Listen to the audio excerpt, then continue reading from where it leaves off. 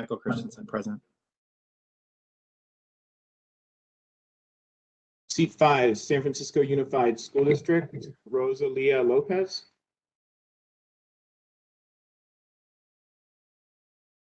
John, I spoke with Rosalia earlier today, and it is my understanding that she will be joining, so maybe we can come back to her. Absolutely. Seat 6, Entertainment Commission, Maggie Whalen, Caitlin Azevedo, or Dylan Rice. Dylan Rice, present. Hello. And seat 7, the Fire Department, Rick Figari. Here and present. Thank you. Thank you. Moving over to voting members. Seat 8, Ali Jamalian. Present. Seat 9, Aaron Flynn. Present. Good afternoon. Seat 10, Jessica Cry.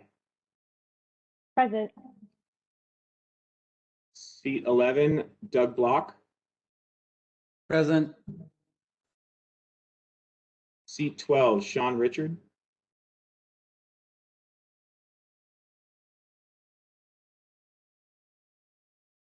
Seat 13, Nina Parks.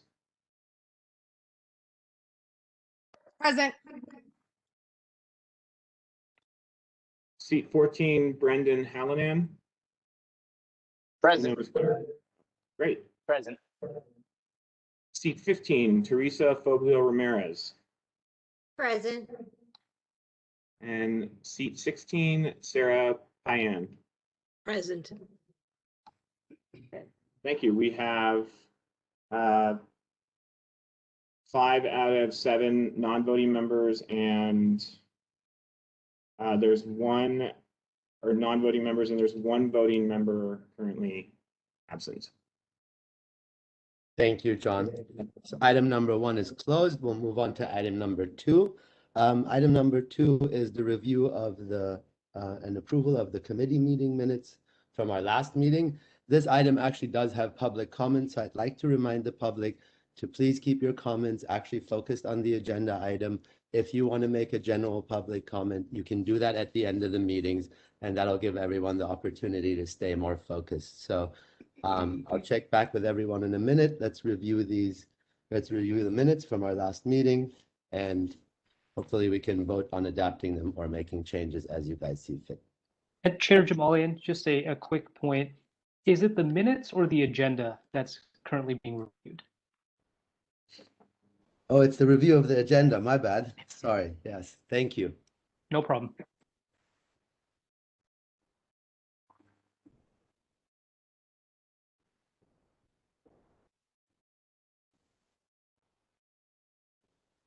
So Chair Ali, I have a question about the agenda.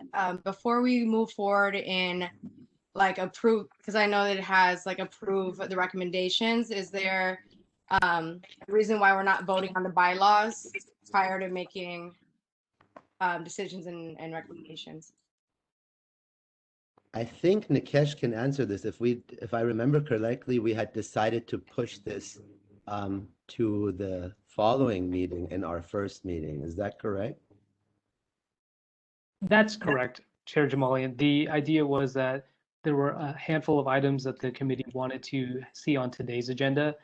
Having an agenda item slotted for the bylaws would have required additional time. So as it stands, the bylaws that the previous committee voted still are in effect. The amendments to the bylaws is what this committee would be voting on, and the idea here is to do it at the next meeting. But they were left off of today's agenda just to make space for some of the other agenda items that the chair and vice chair had acknowledged. Okay, and we're okay. Okay, we're okay with that for now, because we still have bylaws in place to make decisions on. Basically, that's what it is, right? Okay. Correct. Those carry over. And also, if I could speak real quick, Chair. Also, I think it's because there's the grant distribution and some of the recommendations that we put forth are going to be a bit more timely. So that's why there was a lot of conversation about the bylaws versus this. But since some things are kind of timely, like this month, that's why it kind of got pushed back. than we had anticipated previously. Okay. Thanks for adding that, Jessica. That's correct.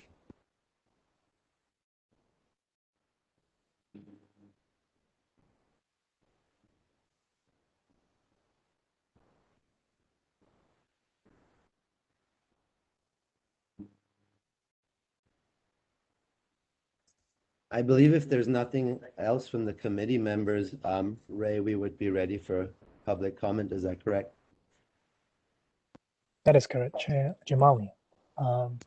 For members of the general public who wants to provide comments to this particular agenda item, you can do so either by submitting your written comment into the chat function or simply dial 1-415-655-0001 and input the access code, which is 146-837-6165, and then press *3 when prompted to do so. Chair Jamali, I am going to check if there's anyone waiting in the queue to speak. Thank you, Ray. None? You're welcome. And I'm going to check the chat function as well. Chair Jamalian, as of now, there's no individual waiting to speak. Thank you, Ray. Public comment is then closed. To approve the agenda, we would need a motion on the floor. Any committee member want to put a motion on the floor to approve? So moved. I'll Second. second that. There's a motion on the floor. It's been seconded. Can we put that to vote, please? So those in favor of approving the the July 14th agenda, seat 8, Ali Jamalian. Aye. Seat 9, Aaron Flynn. Aye. Seat 10, Jessica Cry. Aye. Seat 11, Doug Block. Aye. Seat 12, Sean Richard. I don't think he's absent. Seat 13, Nina Parks. Aye. Seat 14, Brendan Hallinan. Aye. Seat 15, Teresa Foglio Ramirez. Aye. And seat 16, Sarah Payan. Aye. Motion carries with 8 ayes and 1 member absent. Thank you, John. Item 2 is closed. Now moving on to item 3, which is what I thought was item 2, reviewing the minutes of our last meeting. So take a minute to do so. And if you have any comments, we'll open for discussion. Otherwise, we'll move to public comment. Thank you.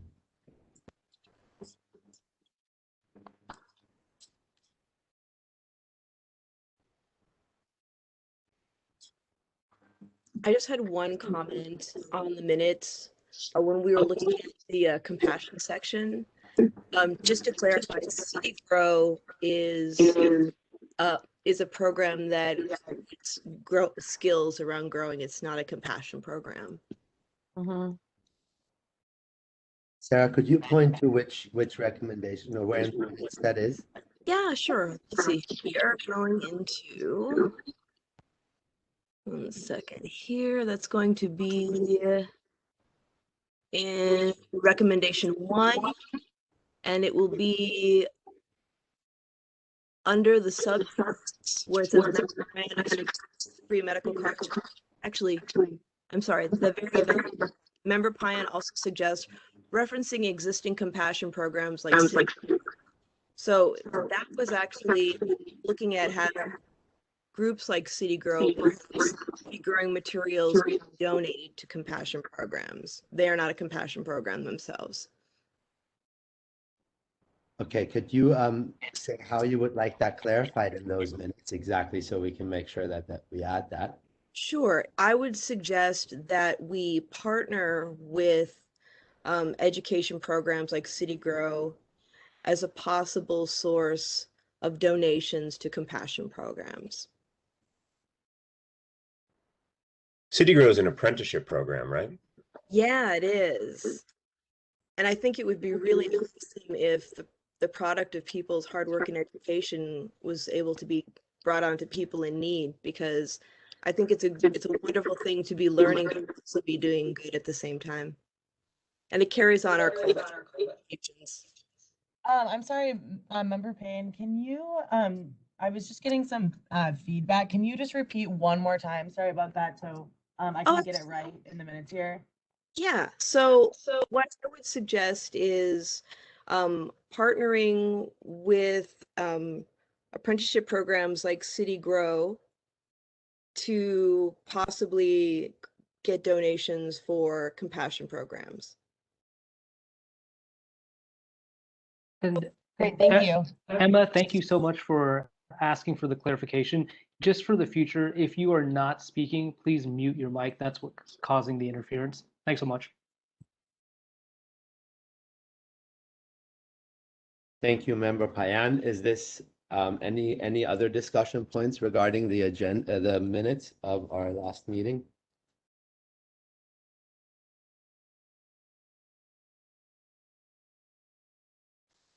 In that case, I would move to public comment, Ray.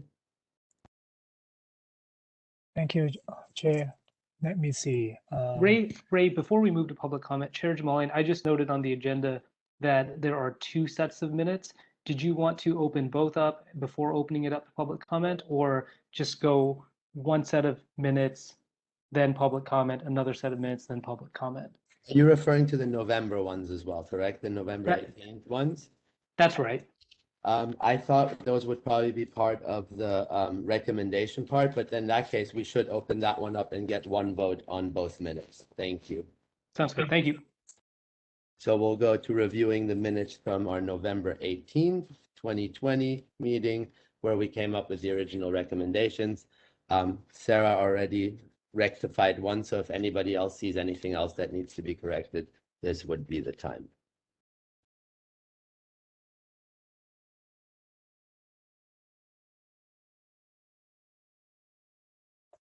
Nikesh, can you resend the link to committee member Richards by any chance? I think he's trying to get on, but he can't find the link, it appears. No problem.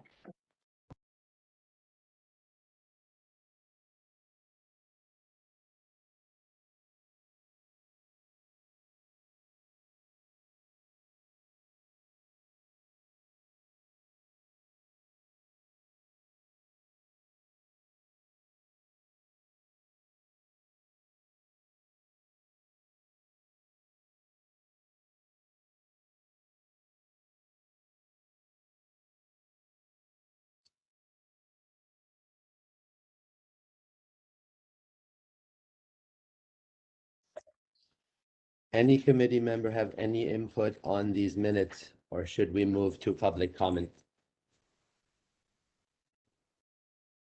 I'll take that as a yes. Ray, would you like to open up for public comment? Sure thing, Chair. So at this time, there is one individual waiting to speak, and I am going to unmute him now.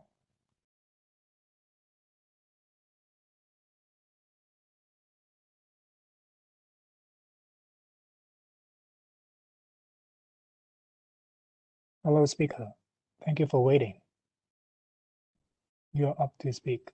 You may proceed. Hello, speaker.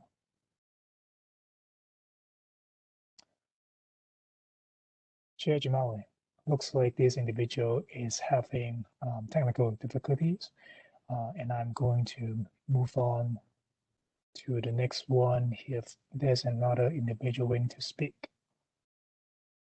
As of now, there's no individual waiting to speak. And public comment for this item is closed. I guess we need a motion on the floor to adapt the changes put forth by Member Payan. Would somebody put a motion on the floor to adapt those changes?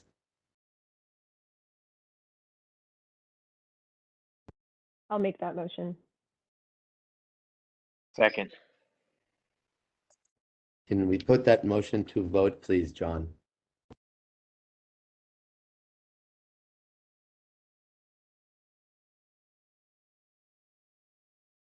John is on mute. I'm the mute police. Thank you. Every meeting needs one. So approval of the June 2nd, 2021 and November 18th, 2020 Cannabis Oversight Committee meeting minutes. Seat 8, Ali Jamalian. Aye. Seat 9, Aaron Flynn. Aye. Seat 10, Jessica Fry. Aye. Seat 11, Doug Block. Aye. Seat 12, Sean Richards. Richard. Seat 13, Nina Parks. Aye. Seat 14, Brendan Hallinan. Aye. Seat 15, Teresa Foglio Ramirez. Aye. And seat 16, Sarah Payan. Aye. Motion carries with 8 ayes and 1 member absent. Thank you. Item 3 is closed. Moving on to agenda item 4, where it gets interesting now. The OOC will represent us with a brief update regarding the grants. I believe it's regarding some of the redistribution of it.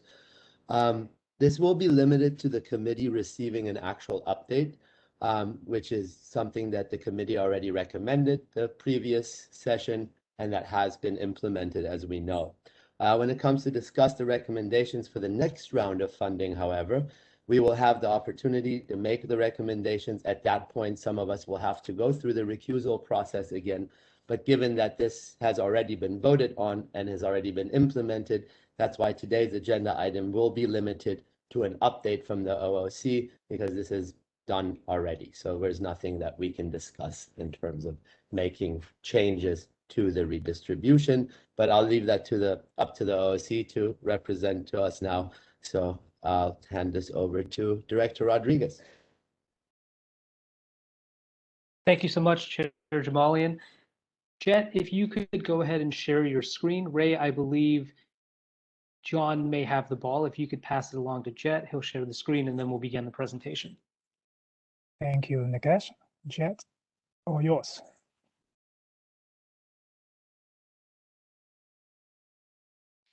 Thanks, Ray. Just waiting for the ball.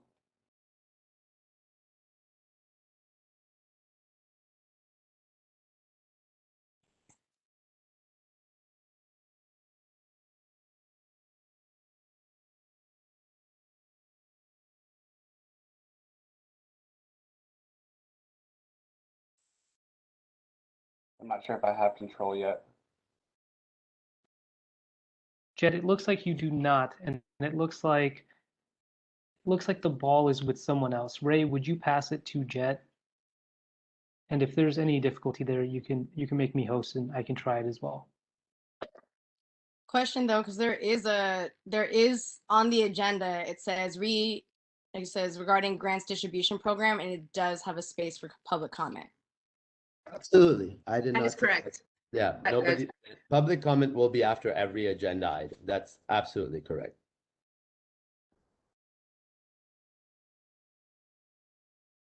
Thank you, Chair Jamalian. Jet, you should have the ball now. Perfect.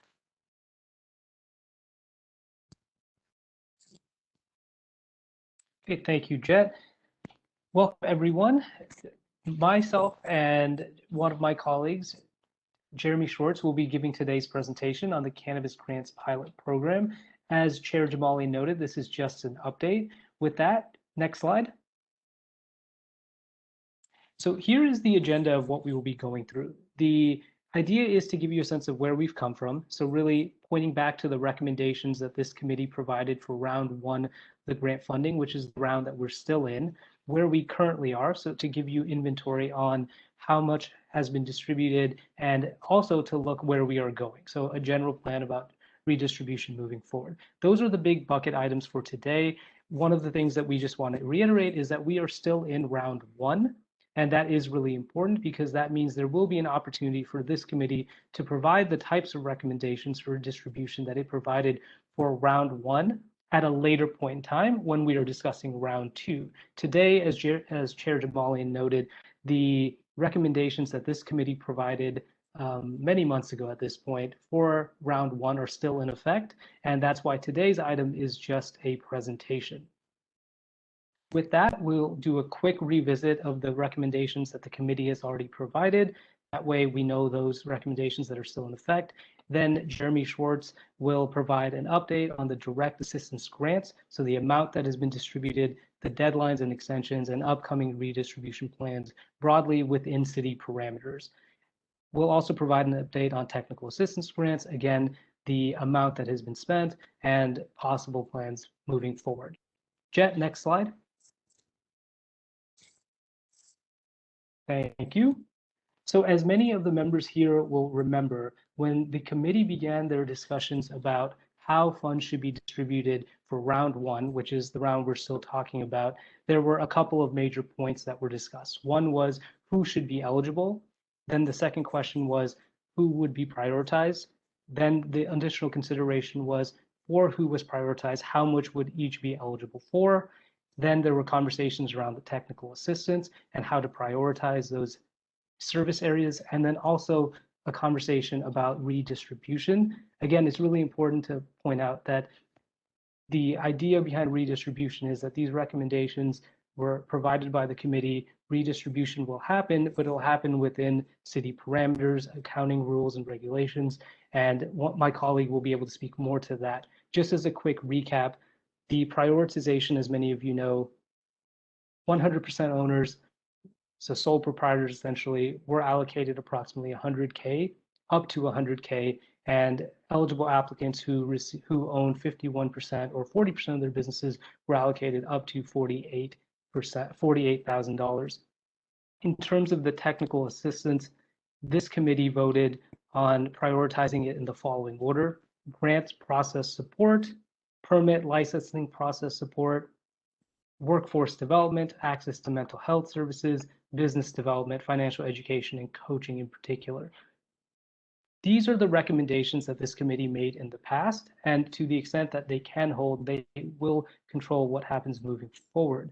That being said, I will now turn it over to my colleague, Jeremy Schwartz, to give a recap of where we are and where we are going. Jeremy, it's all yours. Thank you, Nikesh. Chair Jamalian, committee members, Jeremy Schwartz here, Associate Director, Office of Cannabis. Jeremy, I'm having a little bit of a difficulty hearing you. It's a little low. Is it just my end? Testing. Nikesh, can you hear me? Same here. Jeremy, That's a little. Jeremy, I can hear you, but it may be that if you're using a mic, it may be helpful to disconnect the headset if you are using it. And if you're not using a headset, that may be helpful to use a headset so the mic is amplified. I don't have a headset. I could speak closer to the camera. Is this helping?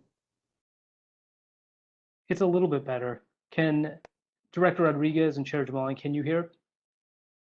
It's pretty low. Same. It's the same volume, but if that's okay with everyone. You might have to scream your presentation, Jeremy. Yeah, scream it. Sorry. All right, well, let's try this.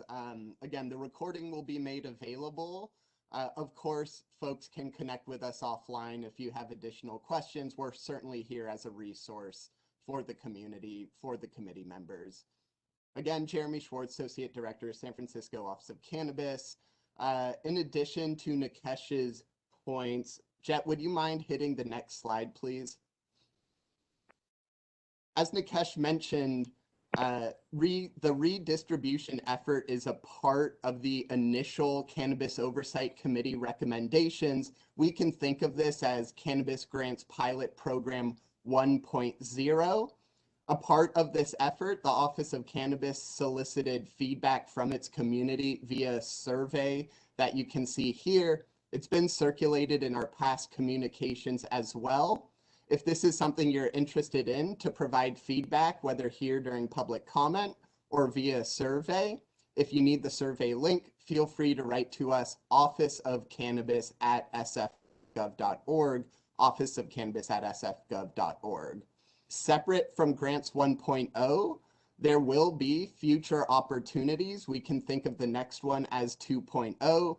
As Chair Jamalian mentioned, this is an item for the Cannabis Oversight Committee to discuss and provide recommendations for the future. Jet, next slide, please.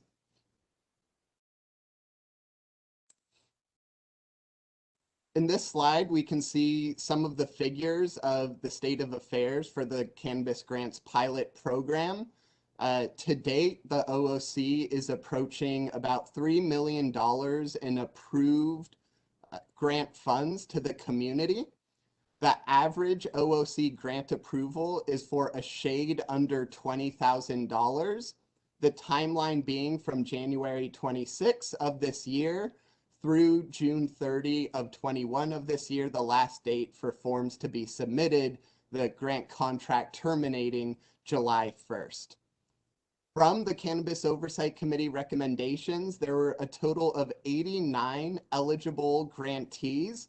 Of that amount, 54 decided to move forward with their opportunity.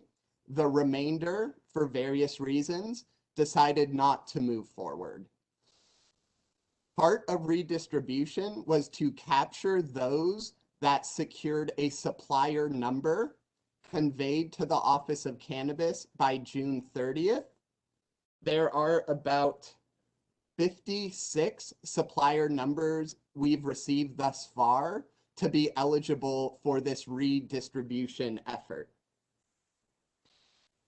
The Office of Cannabis is contemplating a lump sum disbursement model corresponding with an estimated budget. Importantly, grantees must expend their grant award prior to the deadline of their grant contract. So terms and conditions are subject to change. The Office of Cannabis plans to issue a bulletin to flesh out the mechanics to ensure that there's a shared understanding amongst the community about what this redistribution looks like, what the corresponding limitations are, and what will be expected of our grantees for this effort. Again, we'll circulate additional details as they become available. At the end of this presentation, we're certainly happy to address questions. As questions arise, please feel free to connect with us offline. Jet, next slide, please. A part of the recommendations was to provide technical assistance opportunities to San Francisco's verified equity applicants, of which there are over 390 verified social equity applicants in the city. Part of providing technical assistance involved RFP process, an independent review committee to score these proposals and award contracts under the 3 program areas Nikesh mentioned at the top: permit and grant support, workforce development, business development. There are 2 organizations per program area. The next slide will show that and contact information in detail. Here we can see the utilization rates by our technical assistant partners thus far. The technical assistance opportunity expires at the end of August 31st, 2021. Here you'll notice how much additional capacity each organization has to provide free support to our community. All to say, if folks need support, whether with their project, permit support, business development, workforce development, it is strongly encouraged that you connect with these TA providers to get free technical assistance. While it lasts, any unspent funds will return to the state. So certainly this opportunity is available now. And if folks are interested, please get in touch with these providers. Jet, would you mind hitting the next slide, please? Here we can see the contact information for each provider. This information is also housed on the Office of Cannabis website, a technical assistance webpage pathway we can see here when you navigate through this PowerPoint after today's meeting. Certainly these materials will be made available. So again, time is running out. Don't delay. Get in touch with a technical assistance provider as soon as possible.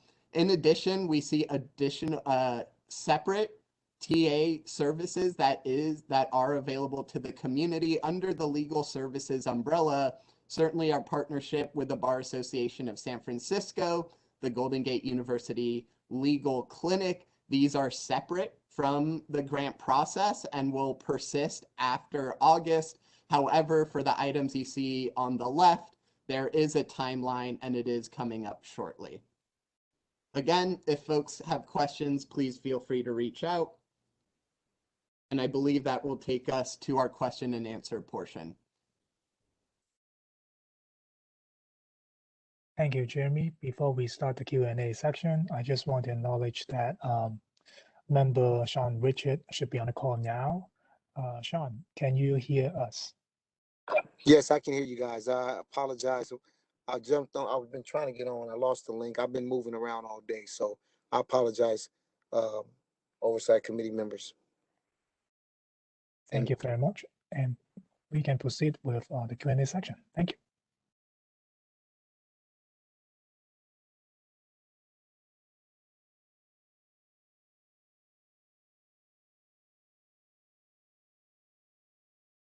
Is there any questions that my fellow committee members would like to ask regarding this presentation? Yes. Do you have an estimate about how much would be in the reimbursement pool?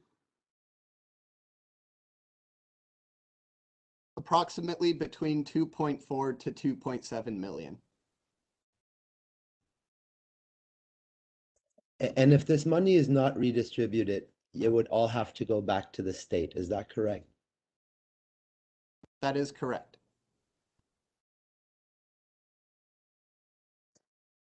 So when you say what is the timeline?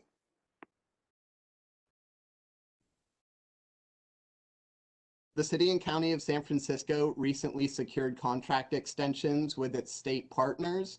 Recall that there are two sources of funds being administered by both GoBiz and the Bureau of Cannabis Control. The contract extension with the Bureau of Cannabis Control expires December 5th, 2021.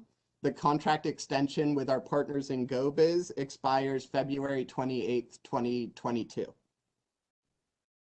How can we help the OOC help disperse this money before the timeline runs out? Excellent question, Sean. What the Cannabis Oversight Committee provided in their recommendations was redistribution for unspent funds.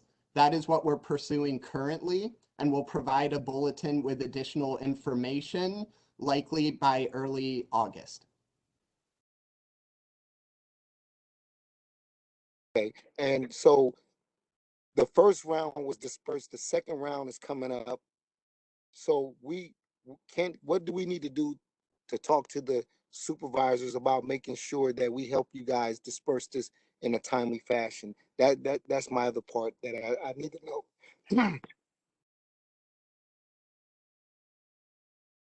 The timely fashion part is going to be dependent with this new model on the grantees and their ability to spend down the money within the time frame. If they cannot spend the money within the time frame, they have to give the money back to the city because it has to go back to the state. So the question, So it is, if you recall from Jeremy's presentation, after I'll back up. If you actually recall from the beginning, it was very challenging to get money dispersed to an industry that's still scheduled. If you recall, we were able to set it up in a way that the city felt comfortable. We were able to follow all those rules. We commend and applaud our community for being so responsible. It's very helpful to us, and it will certainly be very helpful for future grant opportunities, so long as we continue to comply with the requirements and the eligibility requirements. We'll hopefully continue to get state resources, and we'll be able to continue to disperse money. Our goal in this redistribution is to provide a lump sum meaning you will get the full amount of money from the jump essentially, and you'll have an opportunity to spend that down, but you must do so within the time frame allotted. I hope that answers your question, Sean. Yeah, thank you. Yeah. So the follow-up also would be, what is the cap on the lump sum distributions, or roughly? That we're still sorting out. We have to understand our entire universe first, and then we'll be able to give that number.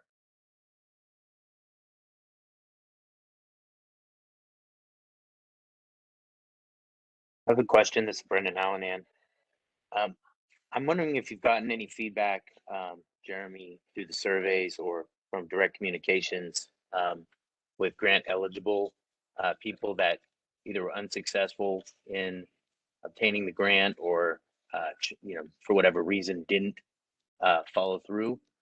I'm wondering if you got any feedback from anybody about that, if there's any areas that are causing difficulty or sticking points that people are running into, or problems understanding the program, or just broadly, if there's anything you've been able to identify of why people haven't moved forward with it or have been unsuccessful in it. Sure, and that's a great question. So we've solicited feedback in a number of ways.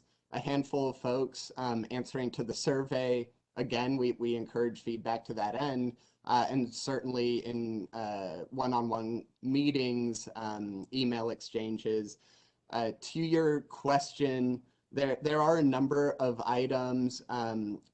One of the items with significant tension is cannabis's Federal 1 controlled substance at the federal level, and making folks uneasy about the paperwork associated with recognizing a grant opportunity. And pursuing it to that end while we're still under the umbrella of federal illegality. That would be one. Two is some folks may not have enough reimbursable expenses to spend down their award. A separate track was to provide advancements. So certainly, whether folks couldn't pursue reimbursement, needing to pursue advancement, and we saw that not everyone took advantage of that opportunity, which is why iterating moving forward with a lump sum model might help to streamline that process. And then lastly would be navigating city processes broadly. So for example, any supplier with the city to receive money must navigate the supplier portal. There are a number of steps, including the city's social policies, getting into compliance with 12B, the contract monitoring division, perhaps first source hiring requirements, which is why it was critical to supplement this effort with technical assistance opportunities. We've found success with folks who engage these TA providers to get over that finish line, where folks wanted to endeavor on their own. We've seen delays in getting up to compliance, which is why we've emphasized so strongly the importance in connecting with TA, because it is an available resource. So there are nuances to unpack, but I hope that initial answer provides a good start.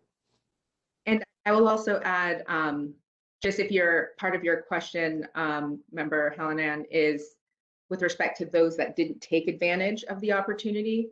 That was certainly, there's anecdotal information there. Some people still don't feel comfortable with government process and wanting to proceed that way. I hope that for those who were successful, and actually the vast majority were successful and able to take advantage of this opportunity and the full opportunity, which we're happy to learn about and see. So if, since we've gone through this first pilot, we hope that more people will feel comfortable taking advantage of the opportunity. We can get the word out that it works and that it's a huge help, a huge asset to those who are starting their businesses. So I think there are still some people who feel a little apprehensive. Hopefully we can help with that. But overall, just a couple people have had challenges with the process, and I think specifically to what Jeremy noted, not having the one ability to spend down what is the eligible requirements, the eligible expenses, also perhaps not having the resources up front to be able to bring those invoices to be reimbursed, for example. Part of the program, as Jeremy noted, was part advancement, so you could get up to a percentage advanced, and the rest of it was through reimbursement.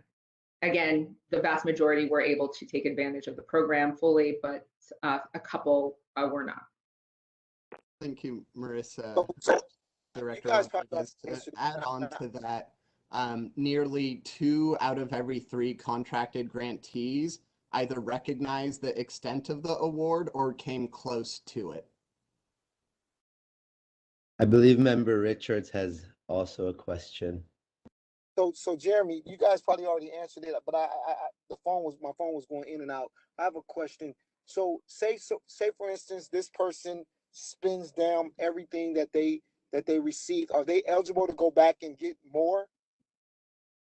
That is correct. Everybody has equal opportunity to the redistribution. And how much equal opportunity do they have? 100% equal opportunity. So if I got 50,000 the first time, I can come back again and get another 50,000. No, there's what is left over, and that will be divided evenly by all of the individuals who are eligible for the redistribution. So that amount we don't know yet. Hope it's sizable. Looks like it will be, and we will present that at a future date.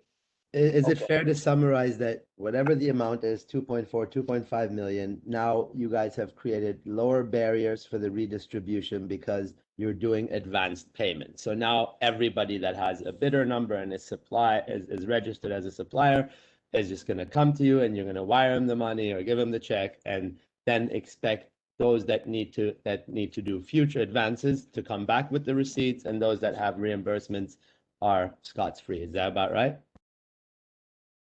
You're almost there.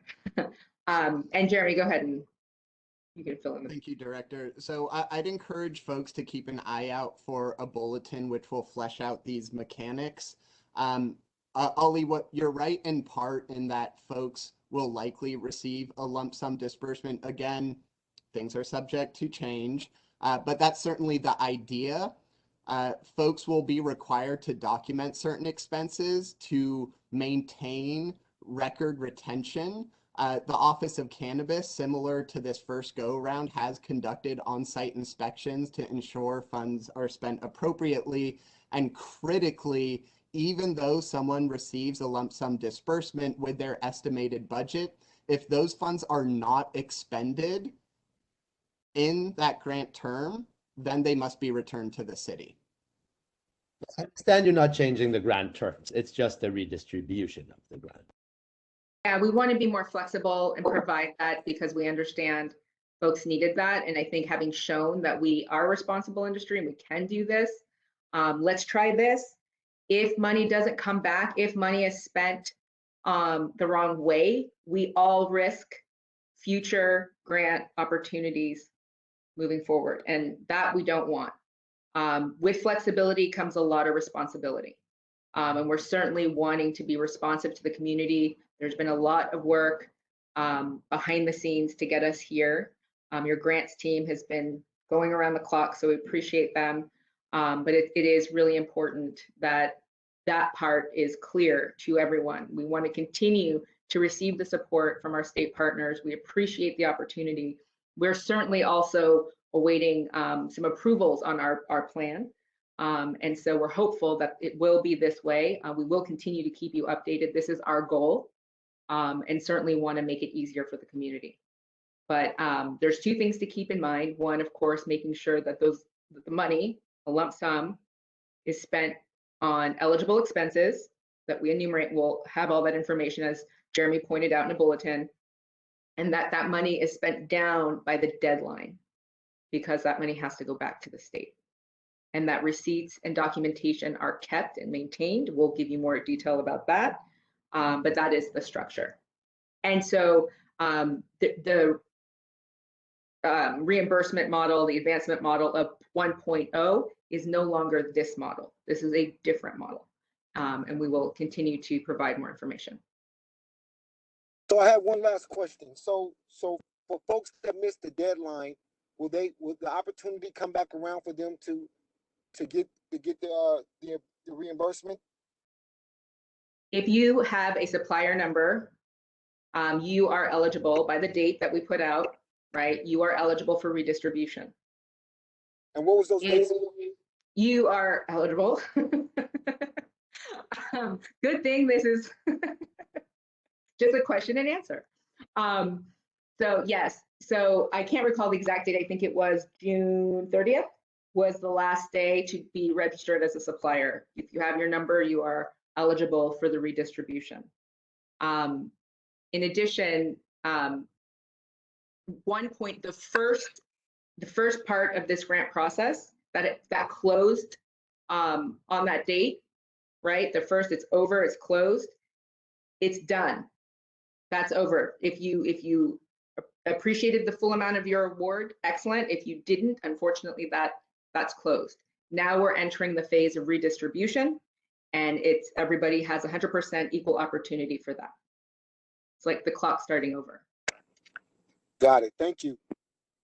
I'd like to clarify one thing. So under the redistribution plan, there would no longer be the prioritization or the sliding scale in terms of the eligibility, the amount eligible for, as everyone would basically be treated the same under the redistribution plan. Is that correct? Or that's correct. That is correct. Everyone will be treated the same.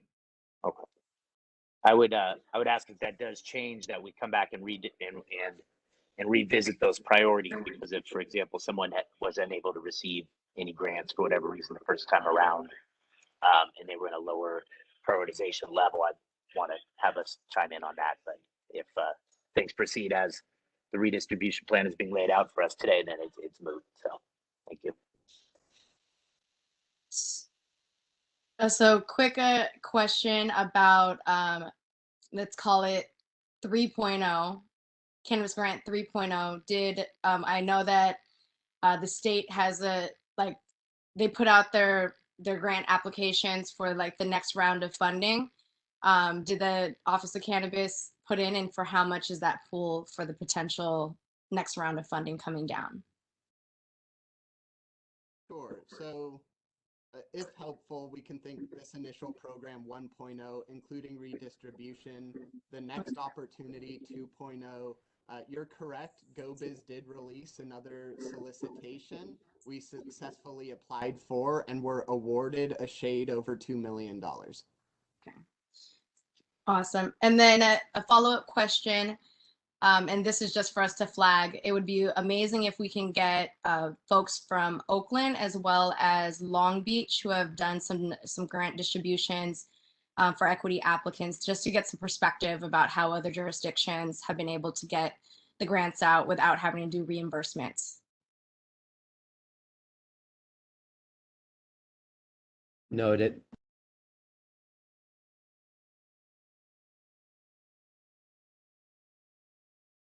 Any other questions from my fellow committee members? Otherwise, I would probably say we should move on to public comment. I assume there's going to be some public comment around this item.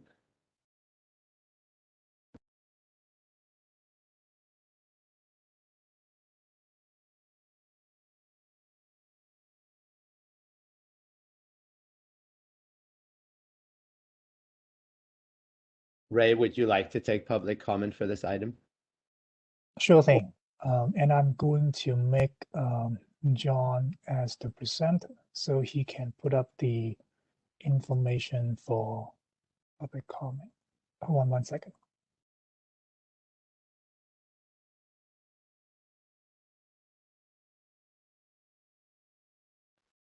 Thank you, John. Members of the general public who wants to provide comments to this particular agenda item can do so either by submitting your written comment into the chat function, or simply dial 1415-655-0001 and input the access code, which is 146-837-6165, and then press *3 when prompted to do so. Chair Jamalian. I'm going to check if there's anyone waiting to speak.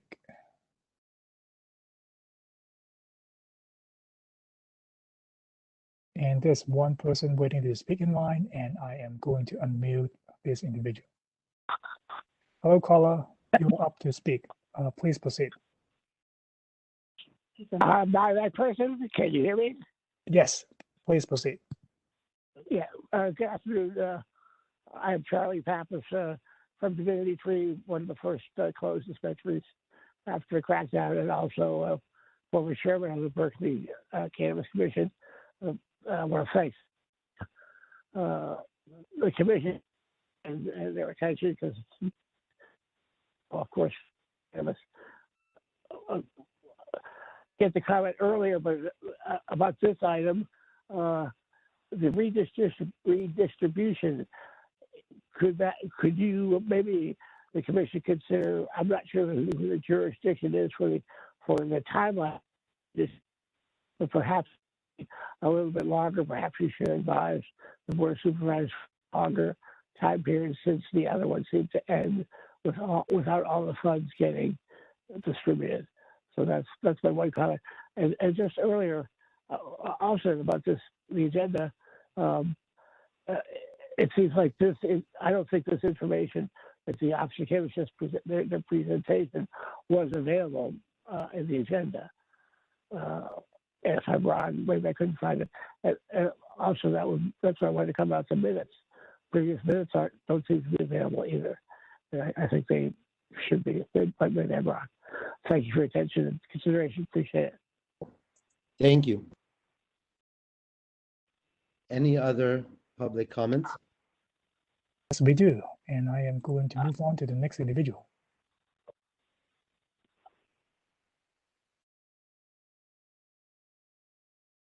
Hello, caller. You are up to provide public comment.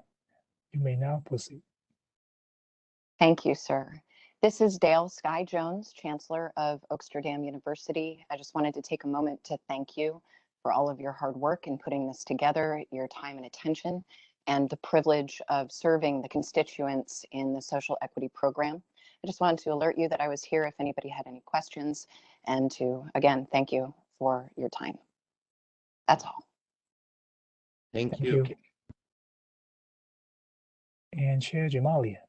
As of now, I don't see other individuals waiting to speak, and I'm going to check the chat box now.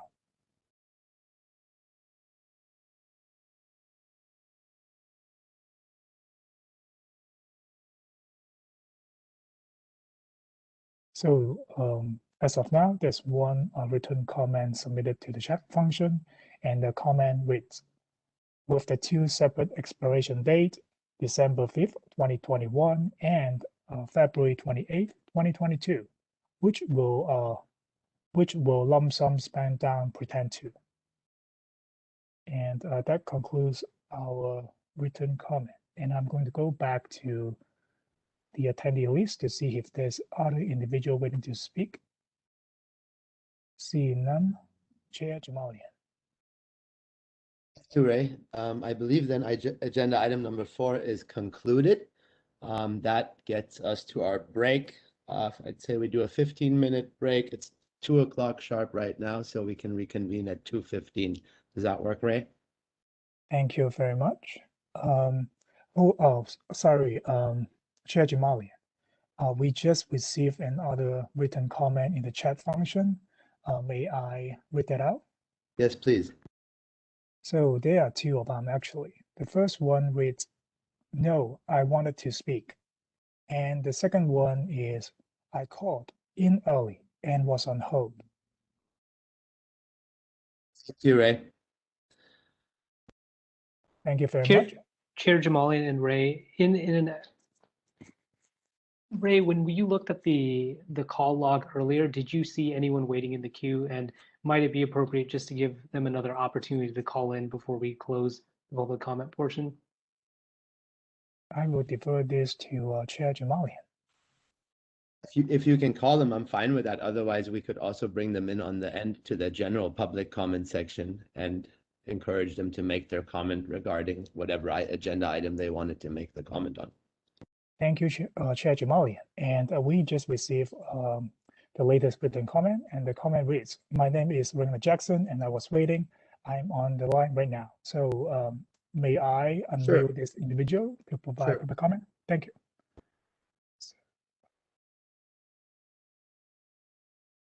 I don't see anyone waiting in line, but I'm going to unmute Raina. Hi, Raina. Hello. Okay, good. You could all hear me. Yep. Please proceed. Okay. Why do I have an echo? This is so weird. This system is kind of weird. Now I have an echo. So We're not hearing an echo. okay, good. All right. So I have an issue with the reimbursement. Nowhere in the grant solicitation does it mention reimbursement. Why was that decided when that wasn't what the state, put in their guidelines?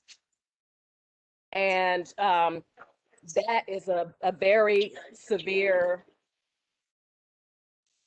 I'd say, barrier to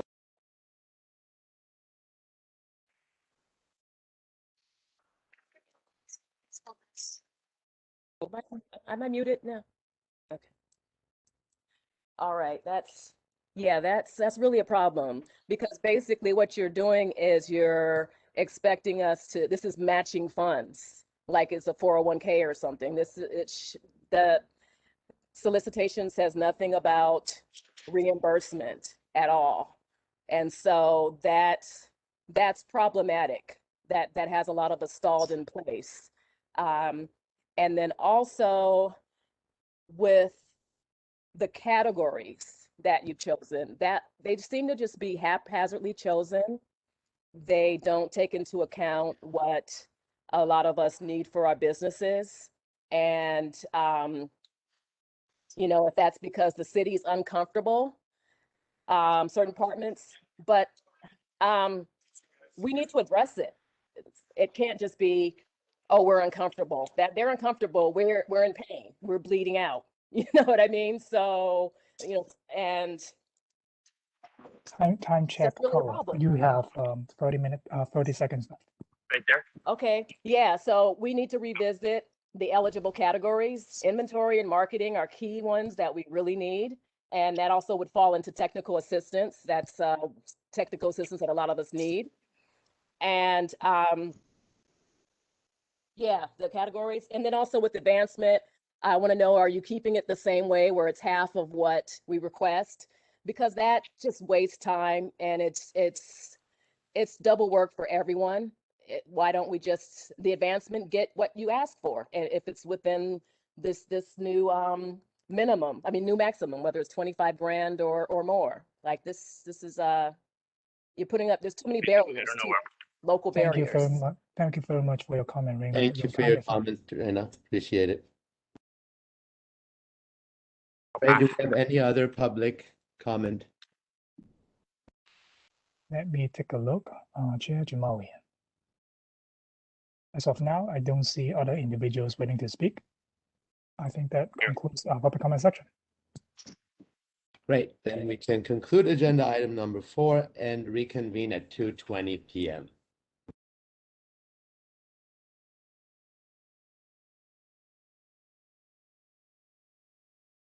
Need a motion for that?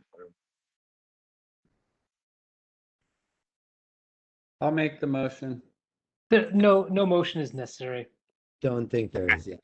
Thanks, guys. I think so. Thank you.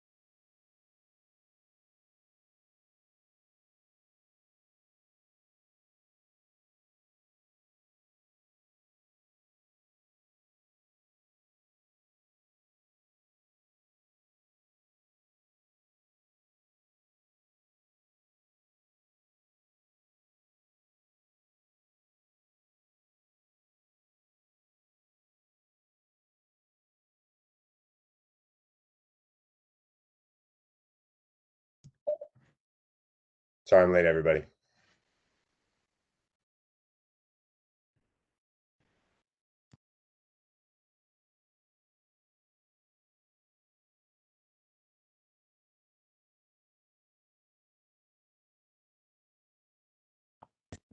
Did the health department ever dial in? I don't believe so. And I think they cannot make it today, but they said if there's any questions directed to VPH, they can address that via email. Great.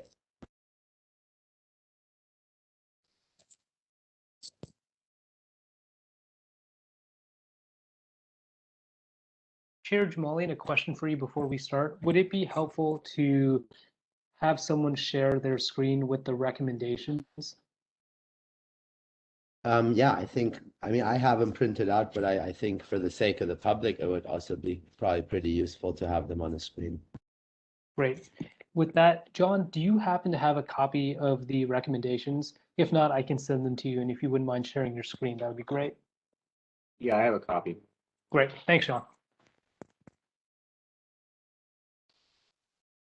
You want the recommendations, not the minutes, right?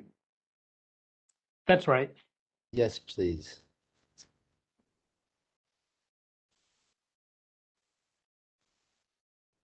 So I think that brings us to agenda item number 5, where we're going to discuss and finalize our recommendations that we made in November of last year for distribution to the Board of Supervisors. The reason I actually had inquired about the health department is because since November, the use and the conversion of hemp to Delta-8 THC has kind of gained a lot of market traction, and we see these products pop up all over town. And that's kind of why I wanted to ask the health department to give us some background on Delta-8 THC and what their take is on that. So if we can just write an email to the health department with that inquiry, or if I can just do it personally, I will. But that's something that I wanted the health department's opinion on. Other than that, I think we should just get straight to the recommendations, go through them. Sarah had already altered one for the better, so we should really look at the language and see where we can be more precise, what we feel about this now in hindsight that about good 6 months have passed. We obviously have new findings as an industry as well, which should definitely be reflected in these recommendations. That being said, I would start the discussion, or do we first do the public comment, Nikesh? Whichever you prefer. So it can work where you have the discussion, then public comment, then a discussion and a final vote, or you can do public comment first, then have the discussion and then vote.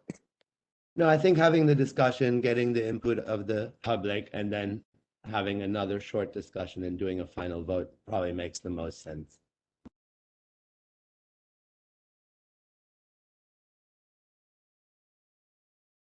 In that case, I would say we start with recommendation number 1. If we have that up here on the screen, this is the Compassionate Care Program recommendation. I would defer to Member Payan to take the lead on this point. And maybe you want to just briefly repeat what you altered in our previous agenda item, and if you feel that anything else should be put up to vote for the change or change any of that verbiage. Certainly, thank you, Chair. So when we are looking at the compassion programs, our recommendation was the implementation of robust compassion programs, including measures for public consumption and the provision of free medical cannabis cards for low-income residents. So the committee includes the following subtasks to support the implementation of recommendation number 1, present and disseminate standard operating procedures and best practices across the state. We have been seeing this with compassion programs and programs that are helping grow compassion programs where they were sharing them throughout the year to great success. Provide tools to ensure compliance with compassion program guidelines.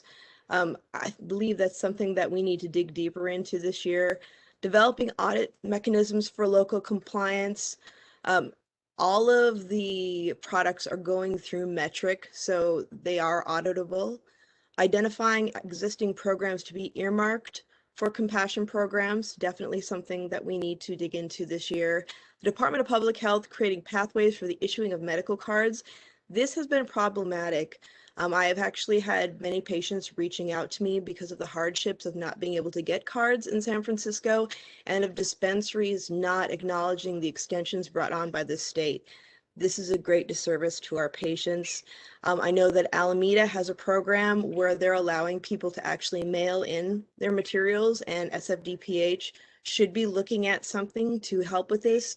So if our patients have not gotten responses from DPH or support. Provide tax relief for donations in manufacturing. This is something that we should carry forth into the new year. Conducting compassion program communications campaign to raise awareness of entities participating in compassion programs. Provide incentives to compassion program care providers. Those are all things that we should keep on for this year. My recommendation would be, and another recommendation that I would say is in the beginning when we were talking about the provision of free medical cannabis cards for low-income residents, we still have not been able to address that with DPH, and it is a necessity, especially with the pandemic. We've had a lot of people suffering. It's already extraordinarily expensive to be critically and chronically ill, much less in a time when it's really hard to get around, and people's incomes have been severely impacted. Thank you, Member Payan. I would look at all of our recommendations, and we should probably, as a board, kind of decide what is realistic for our Board of Supervisors to actually adapt. And that being said, I think if we get more specific with it on these points, or if we can take some of these points, streamline them into one point, just so we have something that they don't look at and just set aside for being too difficult for them to adapt, right? So my sort of interpretation of that would be, I think, providing the tax relief, providing incentives, and the medical cards. Those, in my opinion, would be kind of top priority items. So maybe we can just define the priority of these items and at least hand them in listed in the order of priorities. I agree. I would say, Chair, that my recommendation to our group would be that the cards are the most important thing at this time. I agree, absolutely. I think the cards and ensuring that there's some sort of incentives for people running them. And to your point earlier, the fact that a lot of San Francisco dispensaries have a hard time complying with the state medical program is pretty well known amongst our industry. So that's not a great look. We should definitely try to address that. Agreed. I would almost wonder if some outreach around educating the dispensaries would be called for. Sure. So we should ask all the members for some input on how to restructure, how to classify the priorities on the recommendation number 1, if you're open to that.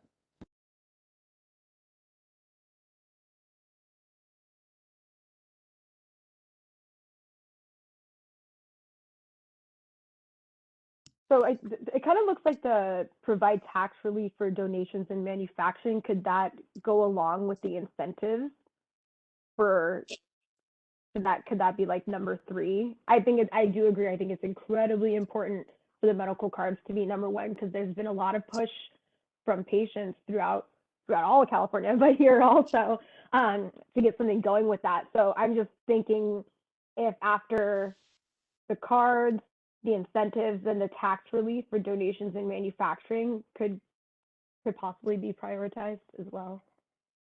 And we can turn that into one point, right? So we need the issuing of pathways and pretty urgent issuing of SF medical cards. We were one of the first cities to do it. It's kind of it's sad that we can't walk into City Hall and get our cards anymore. So we should put that as number 1 to reinstate, and it's only reinstating a program that already existed, if I remember right. So the recommendation should be to reinstate the office at City Hall that issues those cards, or give them the the mandate to do it again, and to combine the compassionate care program with some sort of tax incentive. I think that's solid recommendations. So the question on the tax incentive, though, since we're seeing what is actually logical for our board and our city to be able to handle, how would the tax incentive work in regards to the city of San Francisco versus the state of California? Just to be able to ensure, unless what we're asking for is for our leadership to be able to advocate to the state of California, primarily Wiener's office, who championed SB 34 that allows for compassionate care to happen, to one, extend the compassionate care program beyond 2023, and then also provide a tax break. So you know what I mean, like as far as like what is tangible for the city versus the state. I agree, Nina. I think it's something that we probably need to advocate for on the state level to begin with. So would it be that we are asking our leadership through this recommendation to stand with us for state advocacy? I think to stay at these recommendations are pretty specifically for our city ordinances. So if there's another another advocacy that has to happen on the state level, that's really not here. We can mention it on public record. I agree we should do that, but I think the recommendations that we're right now discussing, that's clearly for our board of supervisors and our city. So while we can make a recommendation to look or adapt the state tax incentives as far as possible, that might be a way to get that in there, and create that link. That would be sort of what I would suggest doing. Is there anything we can do on a city level around taxation, tax breaks? I don't even know if that's possible. I believe Prop D is where we're gonna, and I think that's gonna come down in the later recommendations, where we did discuss that we would get active with Mendelman's office to make recommendations for Prop D. That's where we should be. That's where all the tax legislation would come in, essentially. Okay. And if I could just add one other thing, just so everybody knows, there is a work group working with Nicole Elliott to create a portal for the medical cards. So we are currently in the midst of that and making some headway. So stay tuned for that. Great. So could we get one member? I'm probably going to defer to you, Brendan, because you have the most experience with the legal language. Should we restructure this then as a proper recommendation and then move on to the next recommendation, taking into consideration what we just discussed?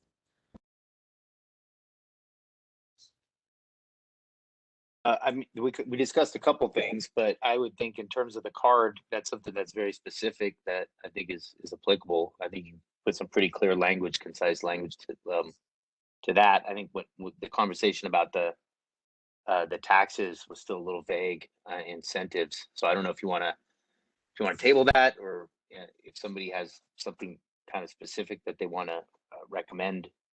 But that was almost put forth as something to recommend that they look at, but nothing really specific, right?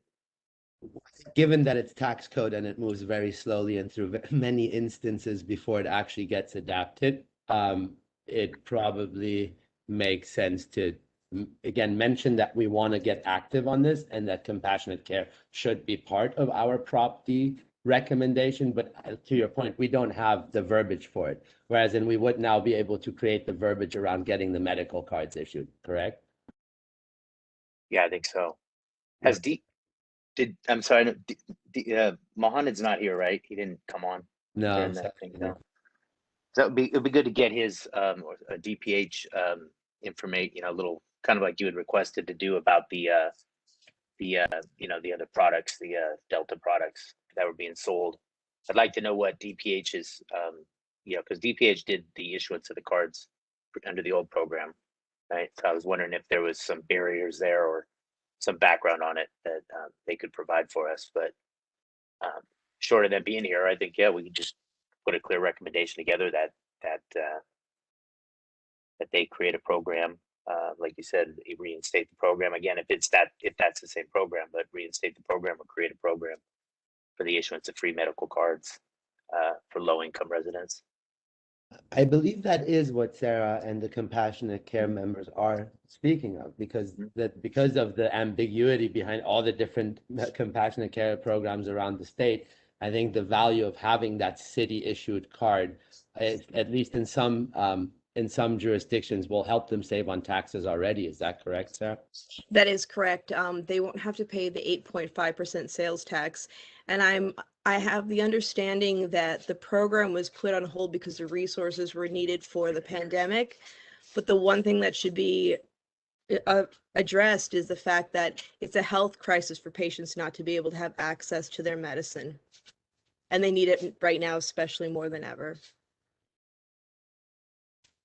Okay, so we're gonna recommend that they reinstate the issuing of medical cards, especially with an urgency for low-income individuals and families, as well as working our tax relief and compassionate care program incentives into the Prop D tax recommendation. Is that correct? Ali, is it possible to look at putting in free to low cost cards for low income patients? I would prefer to have it be free because they're already struggling, but I don't know what would be the most reasonable. I think that should be the recommendation. I don't think that's unreasonable. Ask for free and see what we get. Sounds good.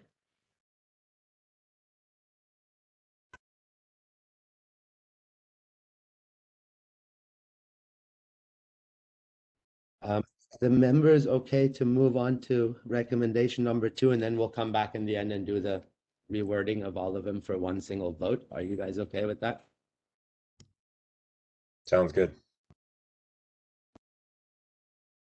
Moving on to number 2, which is retailers be required to hold a minimum of 10% shelf space for verified equity operators and participate in the compassionate care program.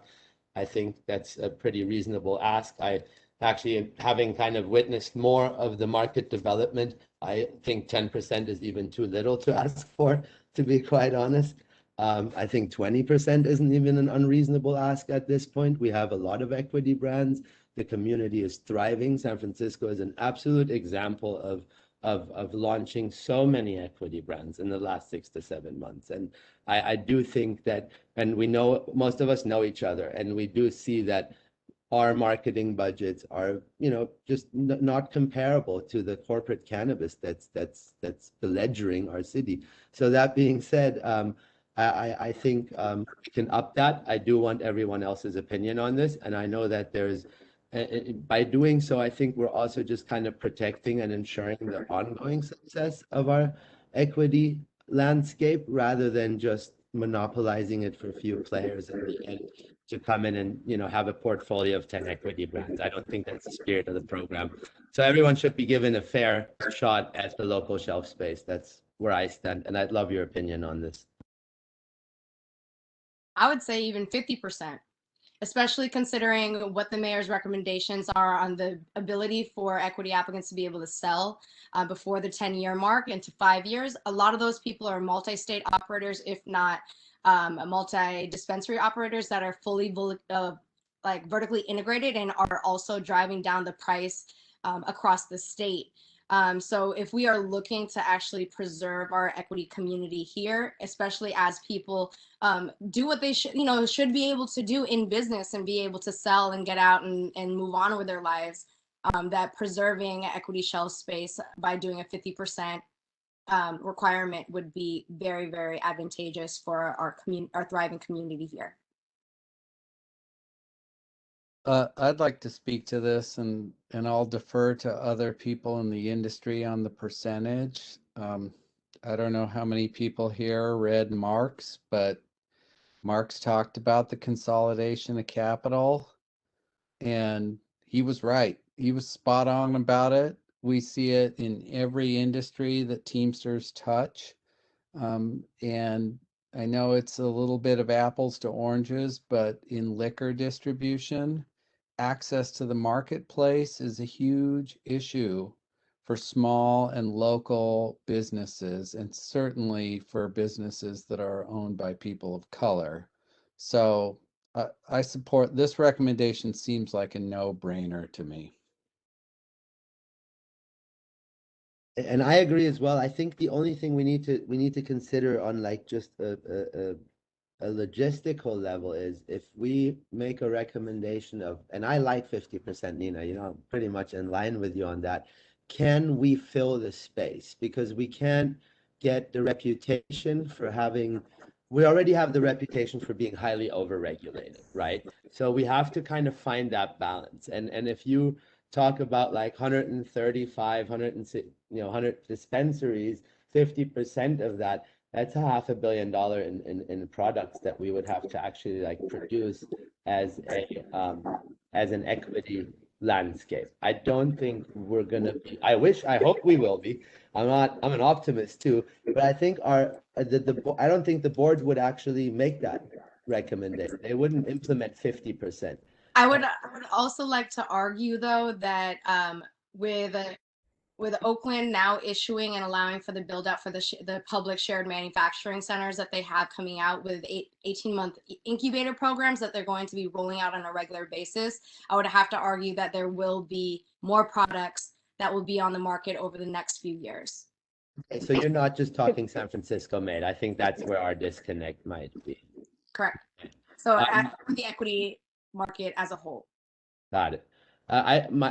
In that recommendation, I think that the idea was to go after to ensure the SF equity program success.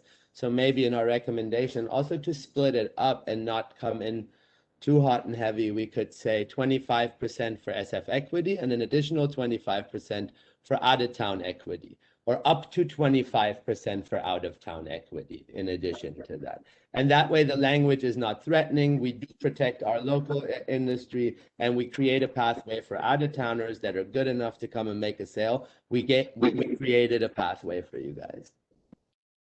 I think that sounds really fair and could be something that could be modeled for us in other cities.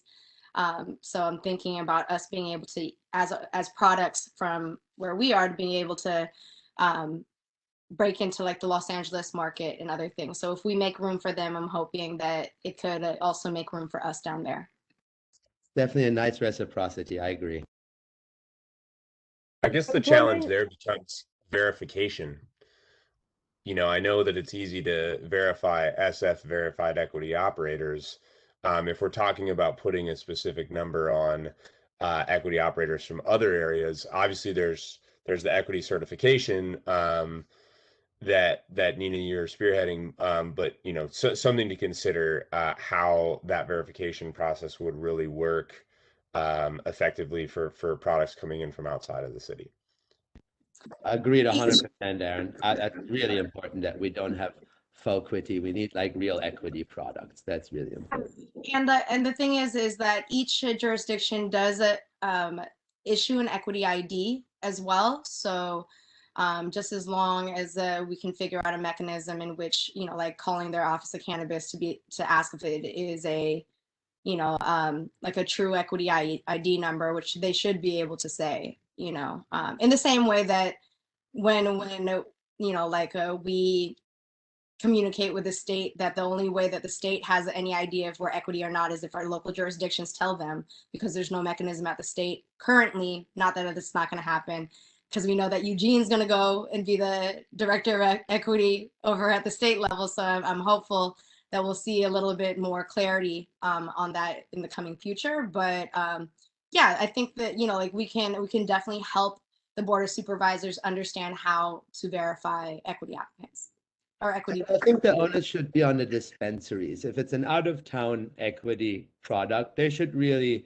check. Just like if you're a grocer, you kind of make sure that your farms are sustainable or their food is good. It should be on the dispensary owners to feature equity brands as in the definition that we provide for them, like as someone verified by a local jurisdiction in California, right? Once that would be sort of the onus would be on them. So I think for the point of recommendation number 2, it should read that we that we require them to hold a minimum of 25% shelf space for SF verified equity operators and brands, and participate and an additional 25% for California verified equity operators, with the, you know, with the burden of verification obviously on the dispensaries, not on the city or any kind of, it's not coming out of our budget. We don't have money for that, so somebody else has to do that. So I guess I just want to clarify a couple things. So in terms of SF equity operator, so is that limited to a, you know, a cultivator and a manufacturer? What about a distributor that's an equity distributor that's distributing non-equity products? Like, I think we should really and do that, you know, obviously, let's say if you have a person who has an equity number, but they don't, it's not manufactured in an equity facility. Like, I think there has to be some clarification around what these, you know, equity operators are specifically, because I think there's it's a little vague, and particularly to the point that there is no verification. So, you know, you're asking someone to kind of make up the verification rules, so to speak, which is tricky. So I think if we're gonna suggest that there's some, you know, some mandate, we have to be specific about what that is, like in terms of what we're defining as these equity operators. And I think that, and I think to your point, just while I got the floor, I'll make my other point, then I'll turn it over.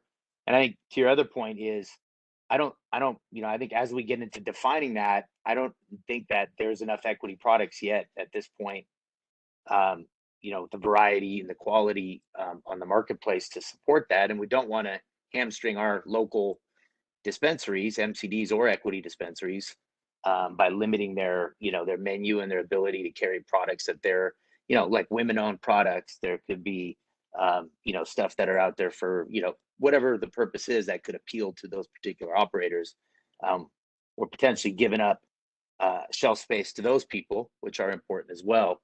So I would think that we set maybe like an ambitious goal, but we'd have to have some form of like ramp up incorporated into it, because I don't think right now, if you were to say 50% and we defined it narrowly, for example, I just, what would that mean? I don't think that there would be enough variety out there to satisfy the need. And I think that would ultimately hurt our equity owned dispensaries and the existing dispensaries as well. So, yeah, and I don't disagree with you. There's not enough product out there, but I do think that there needs to be like a best efforts clause kind of thing in there, that dispensaries have to make best efforts to carry up to a certain percentage of equity made product when possible. I mean, I'm obviously, like I said, I don't think we should be over regulating private enterprise, but we want to carve out a pathway to shelf space for equity companies who traditionally have less of a budget, right? So that's one of the things we're trying to do. And just again, Brendan, I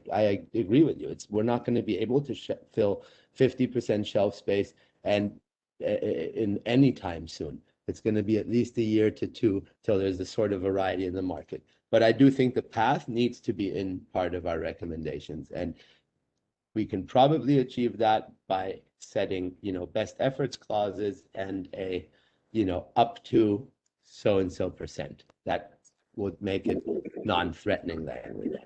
I'm a little worried about best efforts clauses, because in my experience, that isn't the most, people aren't always the most truthful about it, about how much effort they're actually putting into it. So perhaps maybe creating benchmarks of, you know, this percent by this amount of time, or this percent by that amount of time. And I think it isn't, because it does say right now, to Brendan's point, verified equity operator products.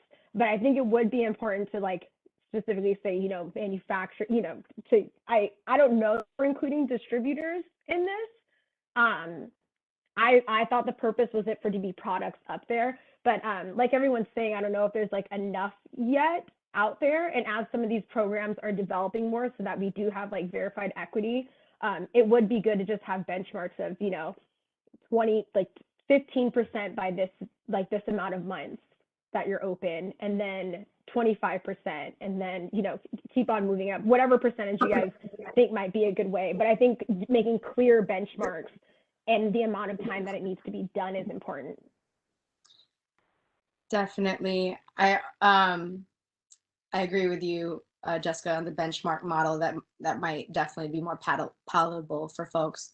But, and also to your point, Brendan, in regards to the distribution companies, that is a model, you know, the model of distribution companies being able to curate and create equity brands has been kind of like and folks that decided to get like a transport only license and then being able to like partner up with a distribution company in order to be able to build out their, you know, like their brand, right?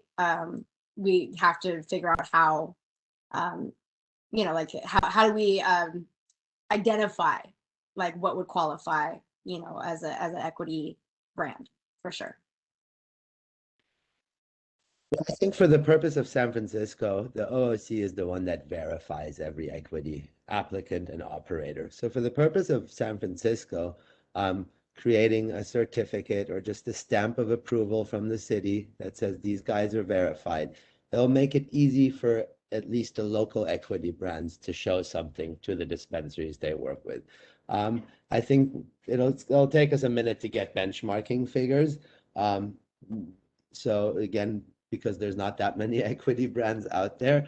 So I think maybe we keep it at, we recommend they hold, 10% shelf space for now, and then we escalate that once we get a little bit more data. But I wouldn't necessarily make a big change to the recommendation because it's, it's a long shot anyway, I think. So can we include that language in this one of, 10% for now, or like at 10%, until like such and such is developed, or for 6 months, or once we get presented like more information on how fast that these verified equity operators are opening, just to make sure that we have an open to go back in and it's not just a closed recommendation. Agreed.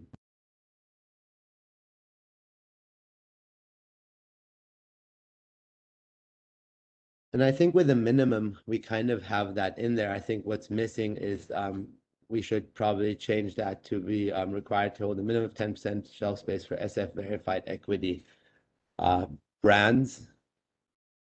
At the moment, it keeps it a little bit more vague while we figure out the certification or verification process, with a goal to develop a verification process and expand the shelf space.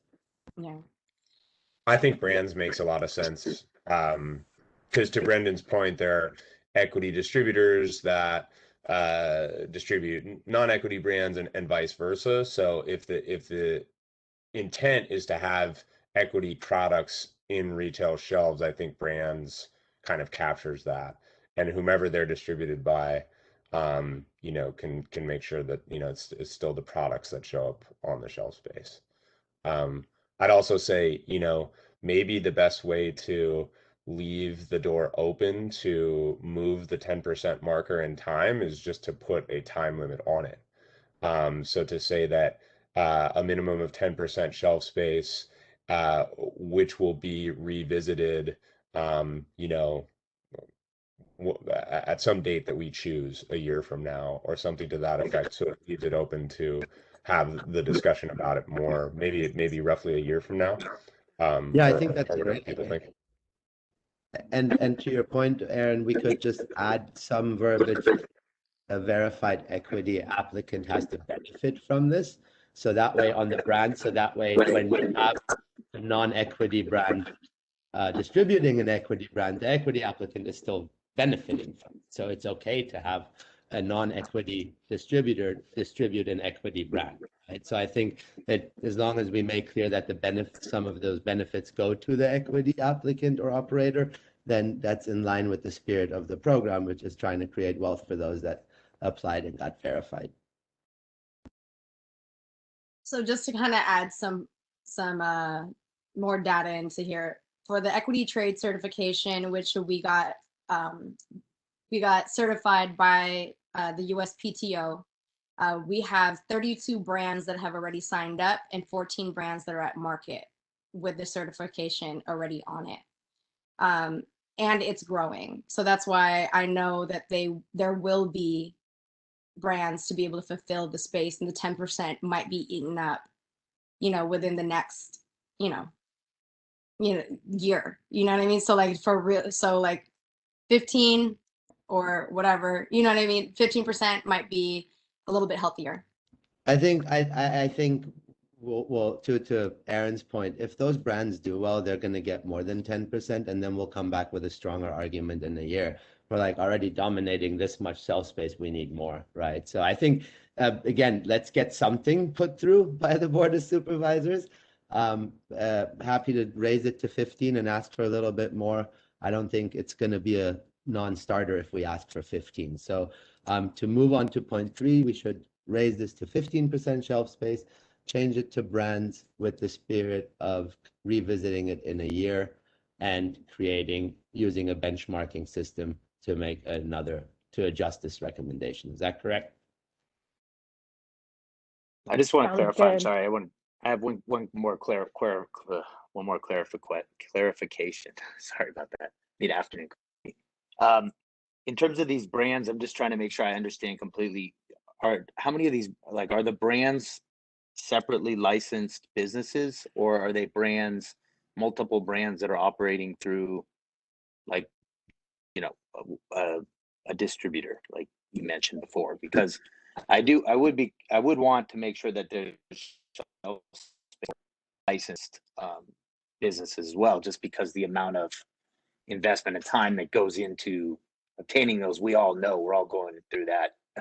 Everybody in the city's that involved in the industry is going through that challenge. So I wouldn't want to to the detriment of people that have had to run the gauntlet, and to have to lose a lot of potential space to people that haven't gone through the licensing process but are using someone else's license. I think there's room obviously for them at the table. I'm not trying to argue for exclusion. I'm just trying to kind of have it clarified here before we vote on it or before we agree to it. I agree, Brendan. The whole thing is equity preservation. That's why the original recommendation did read verified equity operators, right? Because the whole idea of the program is that you get verified, you go get a permit, and you create a business. And that's what we need more equity operators to do. So I do think there should be a priority of that shelf space given to SF verified equity applicants that can operators that can present permits, local authorization, state permits, because that's why we have a grant program in place. That's why we have an equity program in place. So yeah, that should be the priority. And then obviously other equity brands, because we're not trying to protect brands from out of town. This is about protecting our social equity program, which should lead to licenses, facilities, jobs, and so on and so on. Right. So just as long as like the brand is moving through a distribution company and like a licensed distribution company has their agreements in place, right? That they could, because we're also talking about lowering the barriers to entry for equity applicants, correct?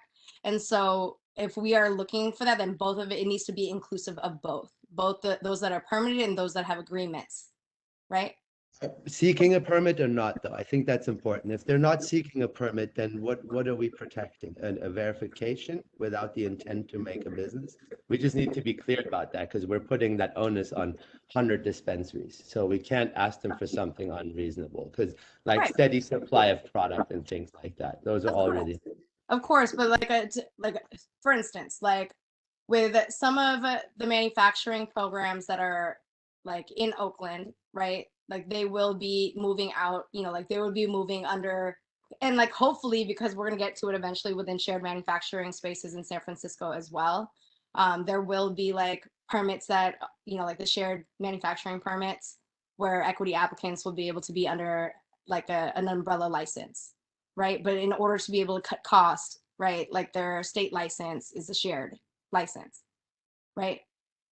So then, you know what I'm saying? Like it has to be room for both. I understand, but I'm gonna ask the OOC, the equity program. The goal of it is to create actual businesses, or to have people go through the verification process and then partner up with non-equity businesses. Because we just need, like to Brendan's point, also for the dispensaries, we need to be able to give them the differentiator.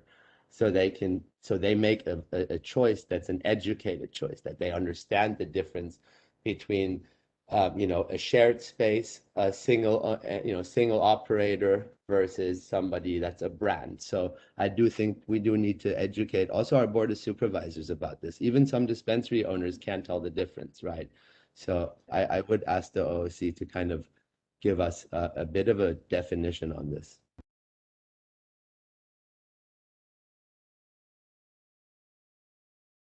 I wouldn't say a concrete definition exists, but what I would say is we certainly want to be mindful of what it does take to endeavor through the bureaucratic system, which is getting a permit, right? And we know that it does take a lot, and we really certainly want to be supportive of our equity community that is endeavoring through that process.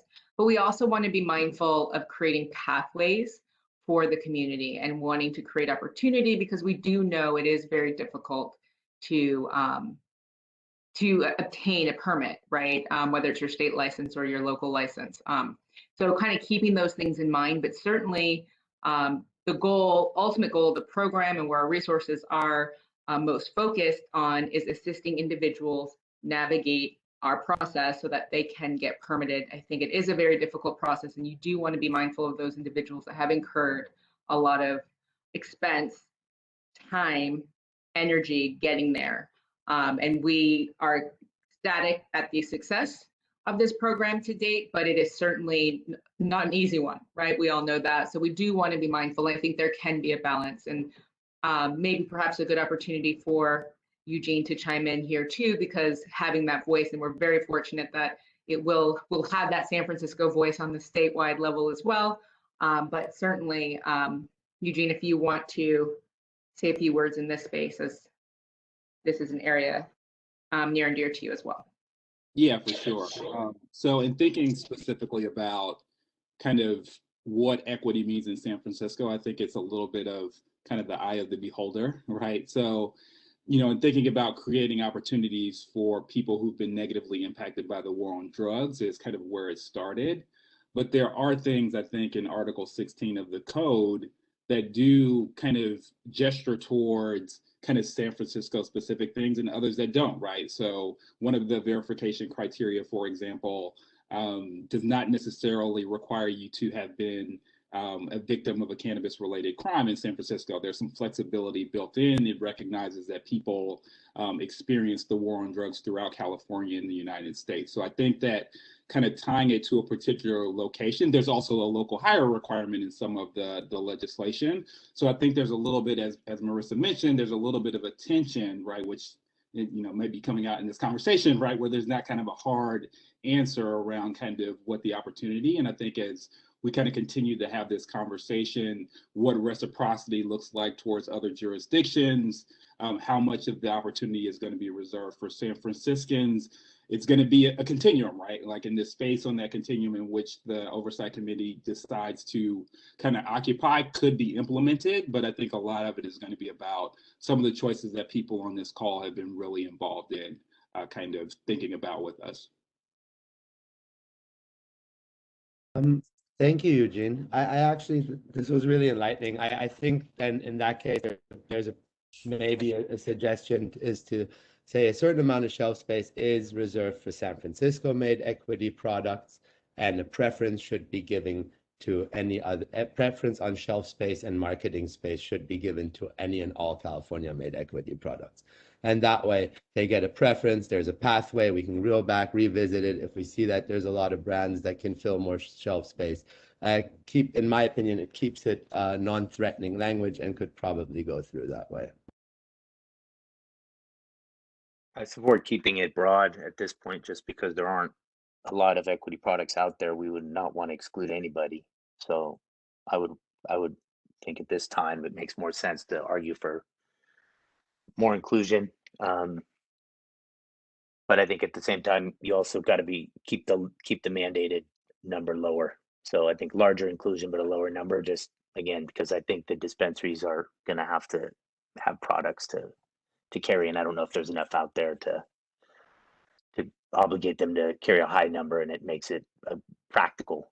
So I would argue for, advocate for, 10%, but the broader definition of equity operators. Agreed. I Okay with think it needs a little more time.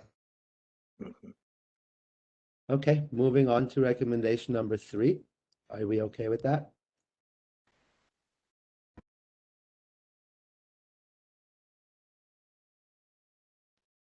I don't think there's any reason to not recommend that. So, Nina, I know this is something that you're very in depth with. So do you want to kind of take the lead on this and see if there's anything that you'd like changed or altered? In regards to recommendation number 3 with the for the shared manufacturing. Yes. Let's make sure. I might just add that this is part of the ordinance, the mayor's ordinance.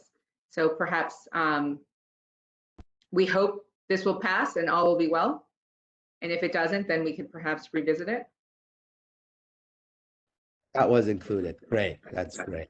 Yeah, it's included on the mayor's amendments in regards to priority processing for manufacturers, one existing manufacturers that would like to turn into S-type license spaces in order to usher in more equity opportunities, to get a faster track to annual licensing or annual permitting. Is that correct? Or to just a permit period?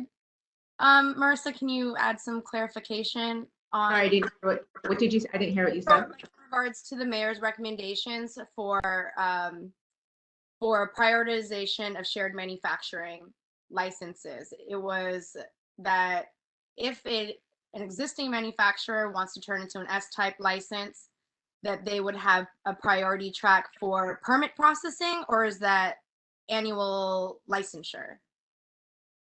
Permit processing. Okay. Kind of pulling them up. Yeah. So, and that would be both for one, like a new S-type licenses altogether, and then another one for, what is it called, for existing operators that want to move forward into shared manufacturing, right? Yes, I believe that's correct. Okay, cool. Yes. So I don't know how this would be worded then. Not currently. I mean, I don't think we need to. I think to Marissa's point, it's already been considered in the new ordinance by the mayor. So we don't really need to change it. Is there other points on this agenda that were included? I remember that I think there was one more, the path to a different ownership structure, right? That was also considered, so we don't need to recommend that, correct? Yes. What do you mean? Are you talking about the 10-year rule? Yeah, the 10-year rule. Sorry, that's the word I was looking for. Thank you, Marissa. That's in recommendation 5, is that right? Correct, Aaron. There's definitely still some other elements of recommendation 5 I would hope to discuss. I don't want to jump the order. Oh, absolutely. I was just kind of trying to knock out what is already on there so we can focus on the ones that we do need to discuss and refine. But if we're okay with 3, I would move on to number 4. Sounds good.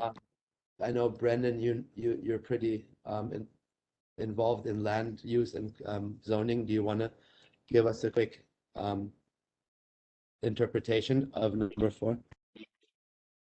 I mean, I think this is a great one. I think this just opens the door for more apprenticeship, for more cultivation, more San Francisco-based equity products. I think having to go through a conditional use process on a warehouse is kind of crazy, and is extremely expensive. And as long as PDR has to go through a conditional use for cultivation, I don't think we're going to see much locally grown cannabis, and which limits apprenticeship opportunity, social equity, cultivation. So I think this is really necessary to help the supply chain part of our industry in San Francisco. And does planning have anything to add to this point? Hi, this is Michael Christensen with the Planning Department. My understanding is the initial recommendation for the legislation back in late 2017 would have principally permitted industrial agriculture uses. and then that was amended through the Board of Supervisors legislative process to require the conditional use authorization.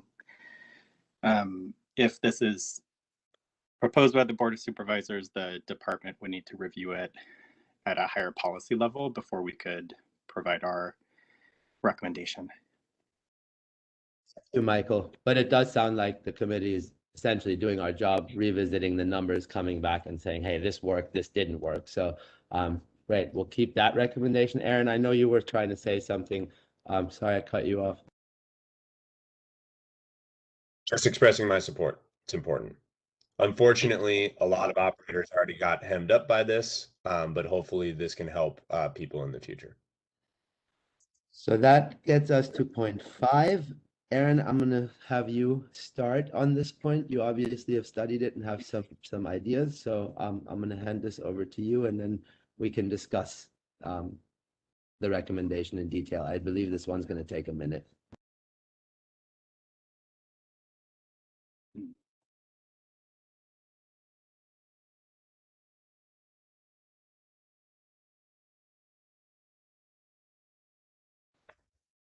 Aaron, did you?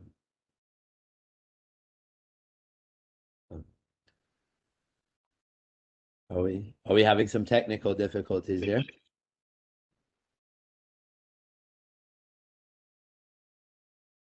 Hear you. Member Flynn, are you able to hear all All right, well, Chairman? Yes.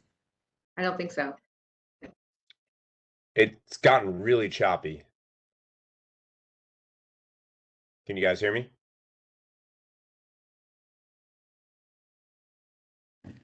We can hear you.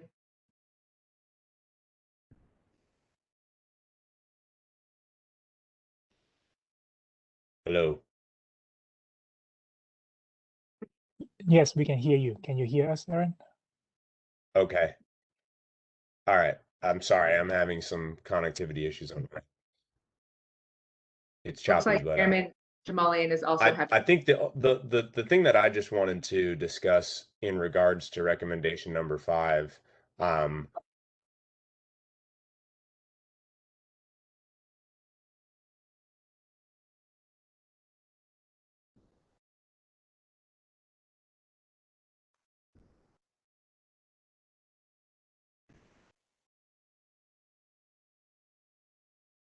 think I just lost everybody. We got you. Can you hear? Hear you. Keep going. We heard you. I can't. Oh, why don't you guys proceed? Let me see if I can mess with my connectivity and back to. I'm not sure it's yours, Aaron, because I'm experiencing the same thing, and everybody else in my office seems to be online.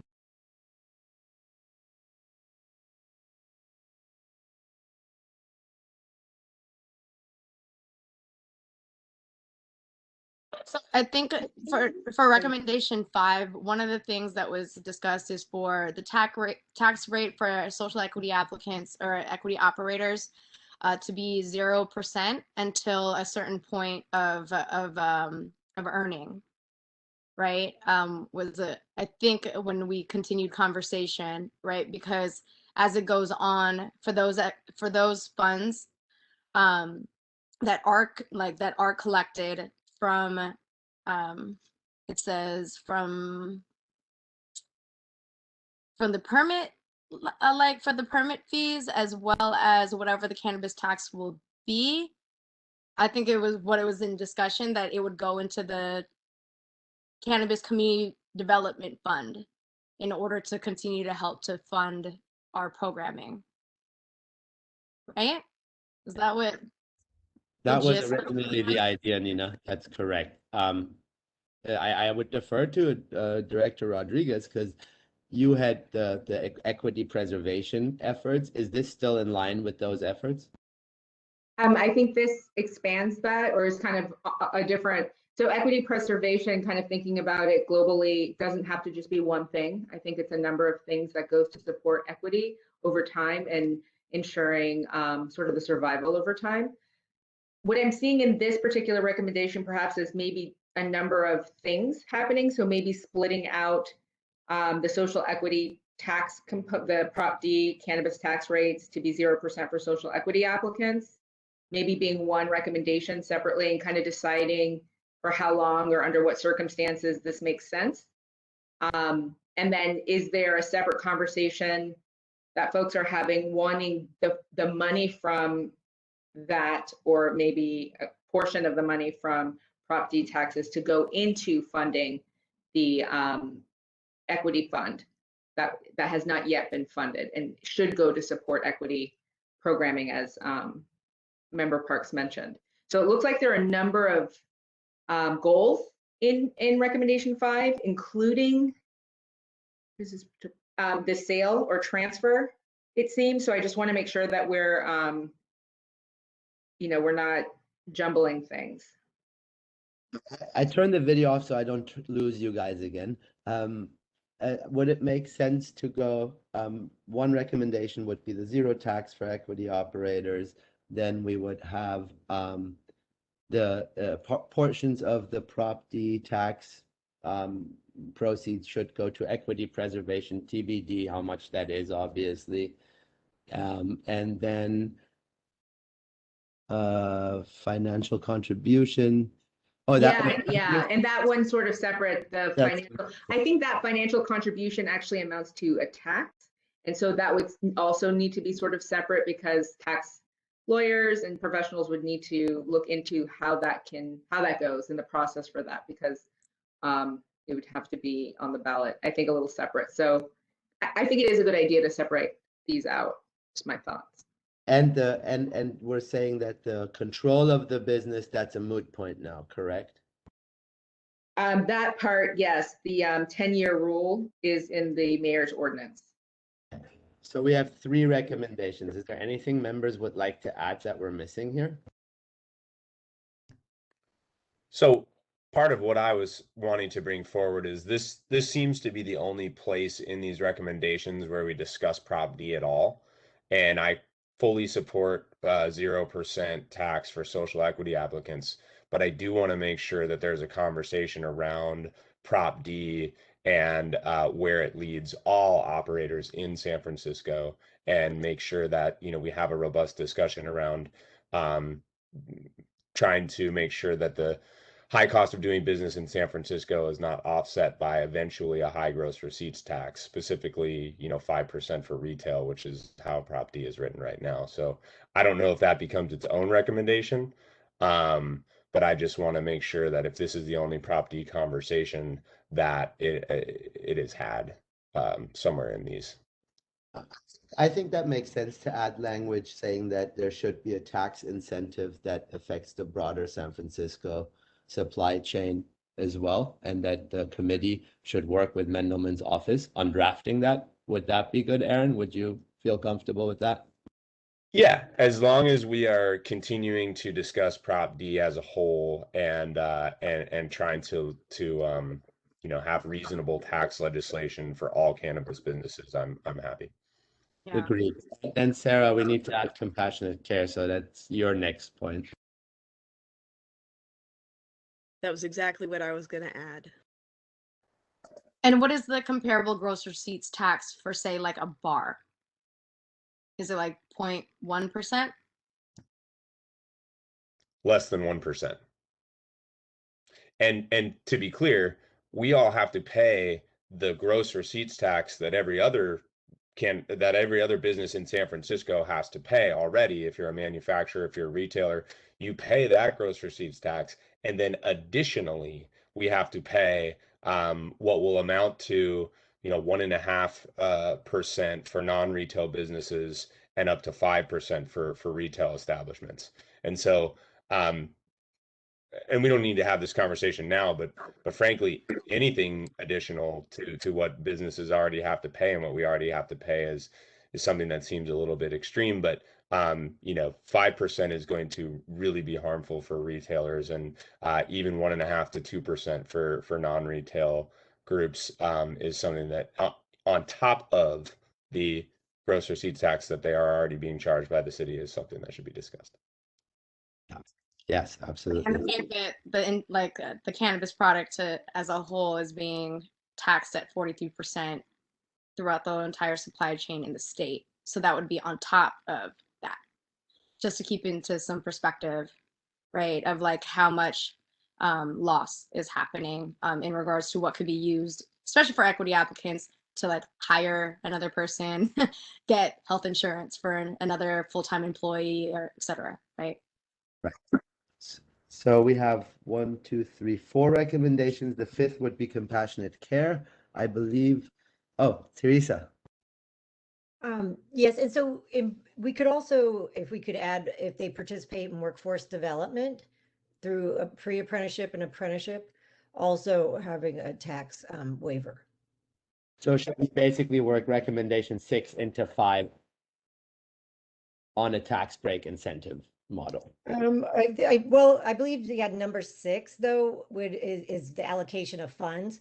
So without any funds to start it up or to develop, then we really wouldn't have the involvement in workforce development. Oh, so that's for the pilot program, recommendation Yeah. number 6.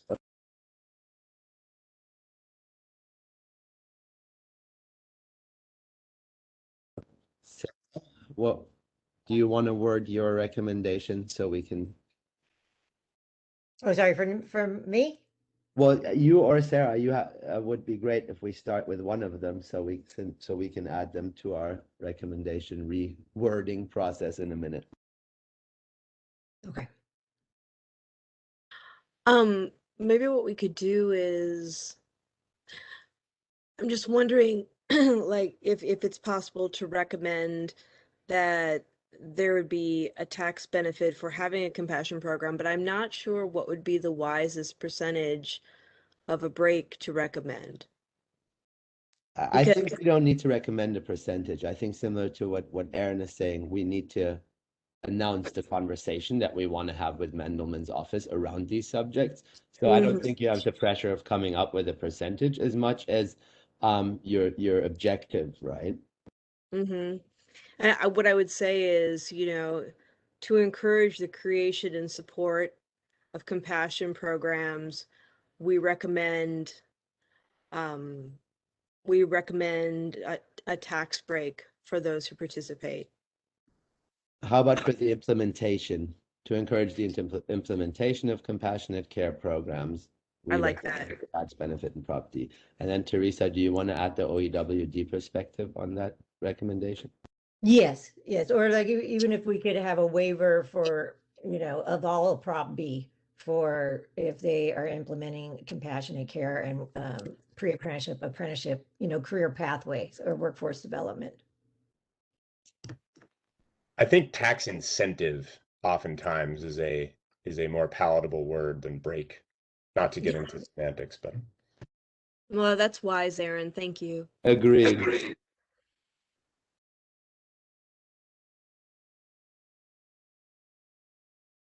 So to sum it up, we have we're asking for a 0% tax for equity products for San Francisco equity products, tax incentive for implementing apprenticeships and internships.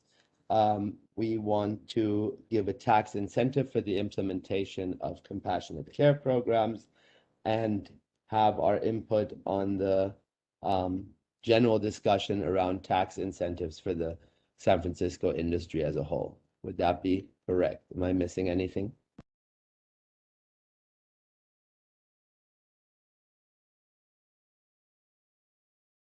that's a great start. Thank you. Then let's move on to recommendation number 6. I'll hand that over to Teresa. Chair Jamalian, before we move to recommendation 6, just a time check. We have about 35 minutes left, and we'll still have to take public comment. And I believe there's one other item in addition to general public comment on the agenda. Thank you, Nikesh. We'll try to go faster here. I thought we're being so efficient. Well, I'm wondering, is it possible for us to, make a motion to continue the last, because I don't want to rush through them, so that we can give them all like the adequate time that we need if we're able to have 6, 7, 8 at the next meeting. And hoping it won't take an hour, hoping it'll be more like 45. Does that seem workable for folks? It's fine with me. What's the time sensitivity on those recommendations? Could the OOC intervene here?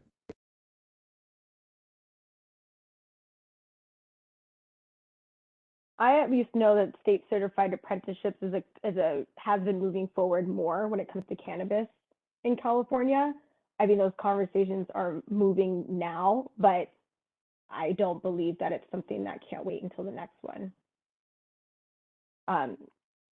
Same with recommendation 7 of working out the labor harmony and worker retention requirements. And honestly, point 8 is a moot point because we have nobody from the health department here, so I would feel kind of uncomfortable. Go ahead, Teresa. So the only thing that I would change on it is just the wording pretty much. I mean, we don't, as far as long discussion, that I don't think it needs much. I think it's worded well, except for just instead of Board of Supervisors, the allocation of workforce development funds, the SFCOC recommends to the Board of Supervisors to allocate. Or we could leave it of the allocation, but it just sounds a little odd, the wording right there. But other than that, I mean, it's just a recommendation for funding. That's easy enough. And we would have to go, correct me if I'm wrong, Nikesh, if we want to table agenda items 7 and 8 of the recommendations, do we take public comment first, or do we put a motion to table it first? Yeah, so you would open it up for public comment, and then when the committee is making its votes on the recommendations, as well as what to do with the items that haven't been discussed, you would put that to a vote as well. You could do it as one vote on just the recommendations, and then another vote on tabling the remaining items to a future agenda. And you could then take subsequent votes. But I think public comment would come first, then you would be able to take vote. And just for the benefit of the public that's tuning in, John, can you scroll your screen down so we can also see recommendation number 8? Perfect. Thank you. In that case, Ray, can we take public comment, please? Sure. John, can you please put up the information for public comment for the purposes of this public comment section? And I am going to announce the information verbally as well. So members of the general public who wants to provide comments to this particular agenda item can do so either by submitting your written comment into the chat function or simply dial 1-415-655-0001 and input the access code, which is 146-837-6165, and then press *3 when prompted to do so. Chair Jamalian, I'm going to check if there's anyone waiting to speak.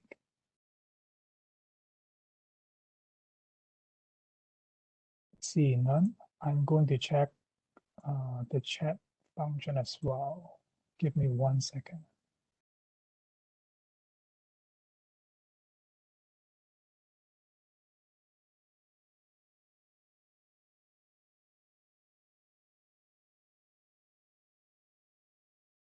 There's no written comment submitted to the chat function, but we do have one individual waiting to speak now, and I am going to unmute this individual.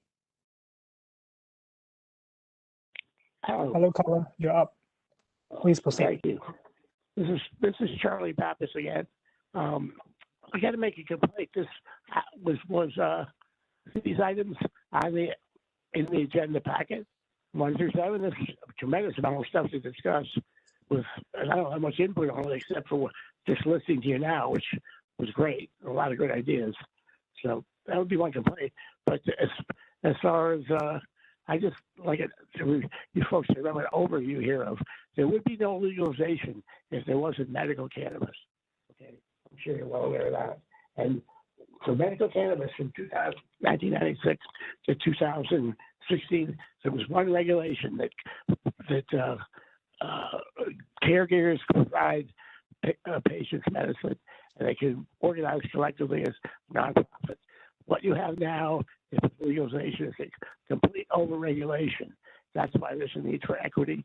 There also should be an inclusion equity for people who were in the business underground and also just as medical cannabis suppliers who aren't in the business now because of the overregulation. So I like what was said about the equity. I don't know if you should go with recommendations. I think you should have guidelines as far as from 10 to 20% for inclusion. Inclusion is very important. I like what Brendan said. I just a suggestion. With all the students discussed, I think you should have a subcommittee meet twice before your next meeting and discuss all this and get more public input, because I don't think there's going to be enough public input. You should listen to people like Access to Love and Hope Net, who provide a lot of, and also Americans for Safe Access. They have a lot to say about compassion. And thank you. Thank you. Any more public comments, Ray? Let me check. Chair Jamalian, as of now, I don't see anyone else waiting to speak. In that case, public comment is concluded on this item. And are there any items that we want to put to vote? If so, let's put a motion out to adapt the language. So I want to make a motion to add actually a recommendation around the new definitions of ownership that is in the mayor's recommendations, which has to do with the definition of an equity business being 100% owned by a combination of verified equity applicants. Just because we know what fundraising looks like, maybe it's like the majority of shares are owned by majority verified equity applicants. That way it leaves them a pool to be able to fundraise, or like leaves us a pool that we can fundraise under versus the language saying 100% owned by equity applicants, because then it actually stops us from being able to fundraise. I'm not sure I'm following where that recommendation. It's in the mayor's recommendations. So for us to add, I would like to make a motion to add to our recommendations around the definitions of ownership within the mayor's recommendations. Are we able to add something we didn't discuss for public comment?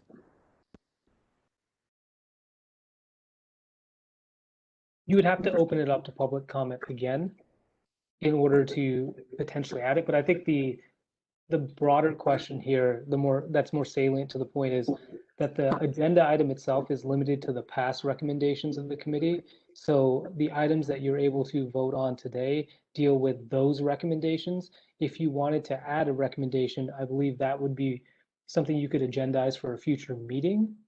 But today, because of the description of this agenda item, it's limited to the past agenda or past recommendations. That makes sense. So at the end of the meeting, Nina, we'll revisit that point if you want to put it on next meeting agenda. Okay. So that being said, would somebody want to take a lead on Teresa? Perfect. I'd like to make a motion that we adopt 1 through 6 of the recommendations.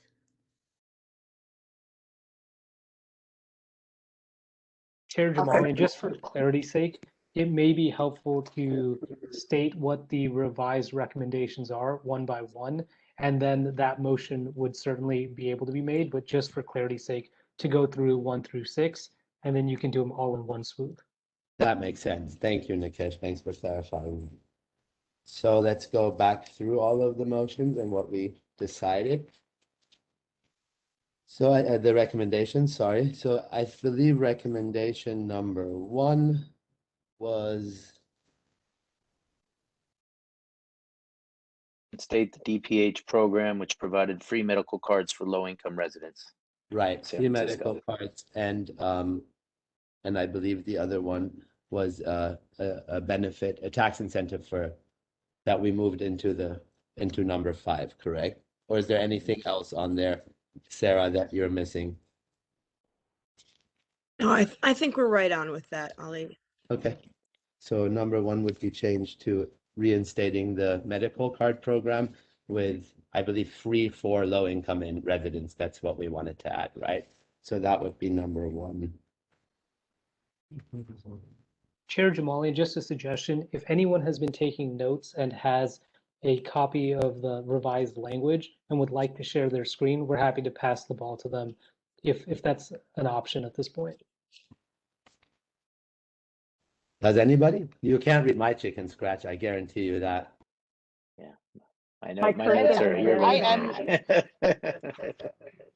I am taking notes. If you want to, I was planning, I guess, to look at the recording to make sure I'm getting the correct language, but if folks want to, look at my screen and make sure that language is correct in real time right now, then we can also do that. Emma, thanks for that suggestion. Ray, if you could pass the ball to Emma, then Emma can share her screen, and that'll also give community members an opportunity to see the edits that they've already made and then make sure they're accurate as well for the minutes in the future. No problem. Give me 1 second. All right, Emma, you should be the presenter in any second.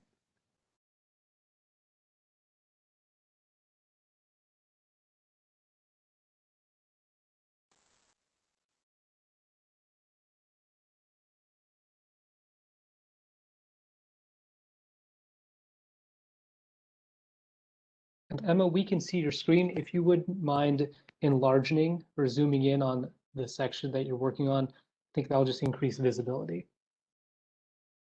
Perfect. Maybe just a little bit more.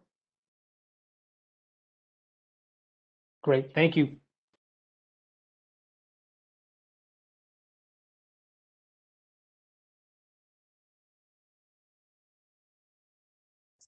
So I believe the idea right Sorry, I was on mute, but yeah, so I think, are we getting rid of these other bullet points? So sorry that it's like a little messy. I was copying it from the old minutes, but so it would just be keeping this bullet point, correct? The Department of Public Health create pathways for the issuing of medical cards.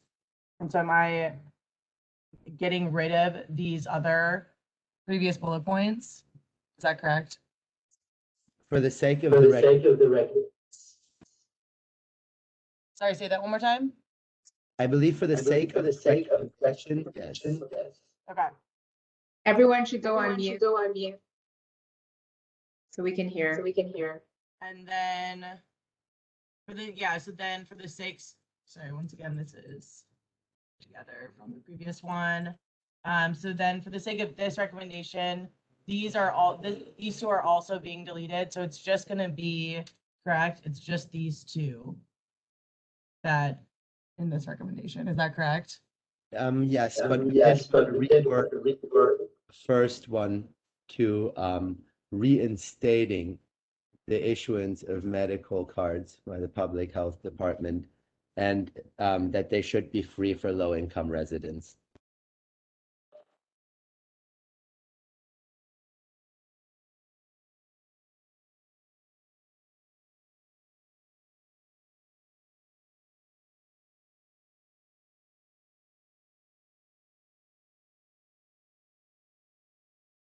Issuing of cards of the And relief was worded as incentives going forward as well on the recommendations.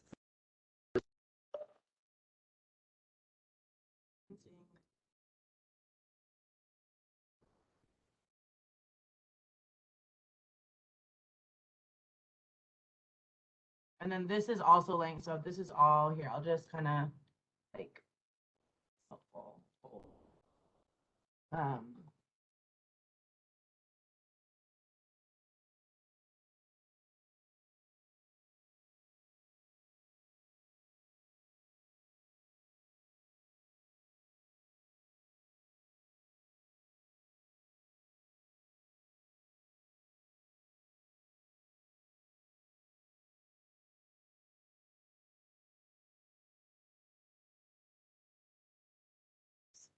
Okay, does anyone have any suggestions or edits to this?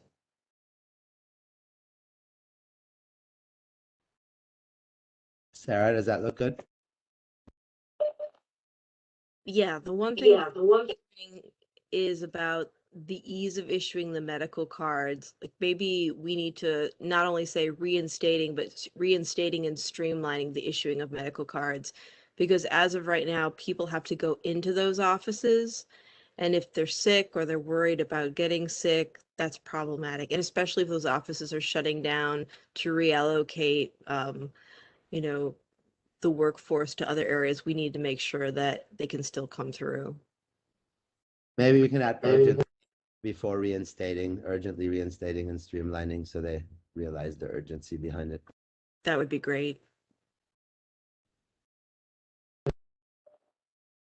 Moving on to number 2, I believe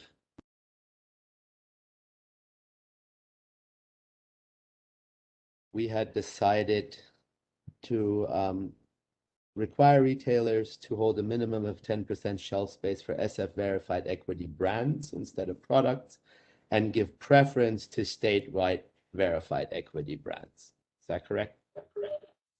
Okay, that would be. Thought we said 15.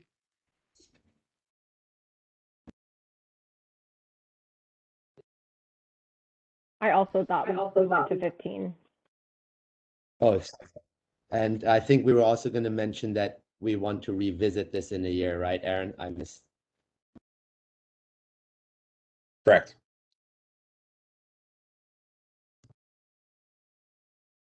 Is there a specific date, or do you just want to say 1 year? I'd say 1 year from 1 year from approval by the Board of Supervisors or from implementation in the ordinance. Brendan, what would make more sense from a legal verbiage standpoint? We would revisit it 1 year, or this committee would revisit it. I guess, are we, there's a sunset on the committee. If that matters or not. There's the sunset on the committee.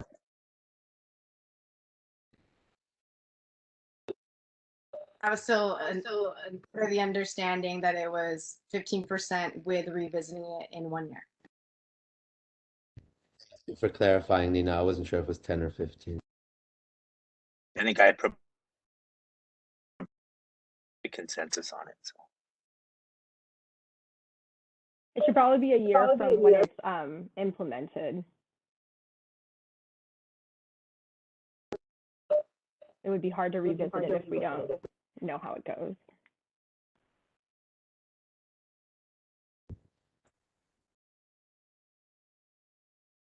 Recommendation number 3 was already considered in the mayor's ordinance. Then number 4, we all agreed on. There's nothing to change there, which brings us to number 5. And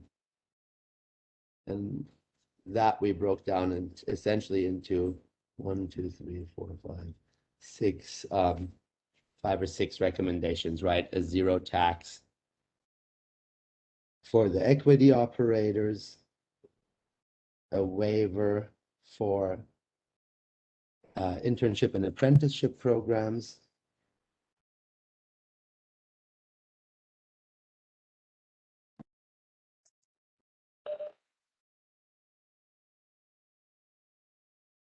a tax benefit incentive for compassionate care. Am I live?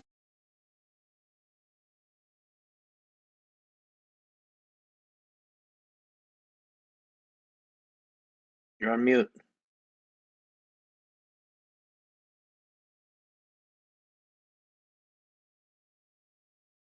It's possible that Chair Jamalian's having technical difficulties. Are you back with us? I'm back. Sorry about that. No problem.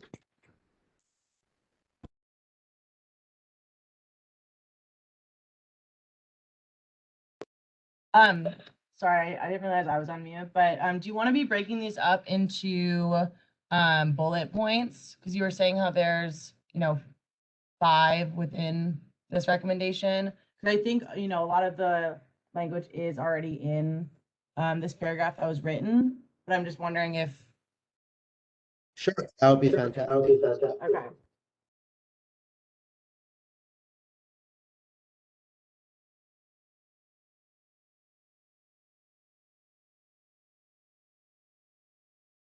Chair Jamalian, can you walk Emma through the sub points of this, just Yes. so the record is clean? Thank you. So we had a zero tax for equity operators that we want to consider in Prop D, a waiver for creating apprenticeship and internships. OEWD, please correct me if I'm wrong there.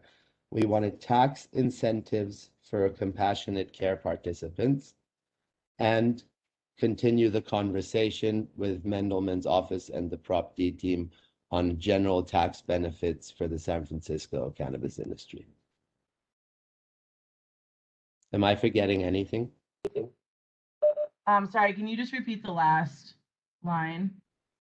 To have input on the general tax incentives around the San Francisco cannabis industry, including all operators, not just limited to equity.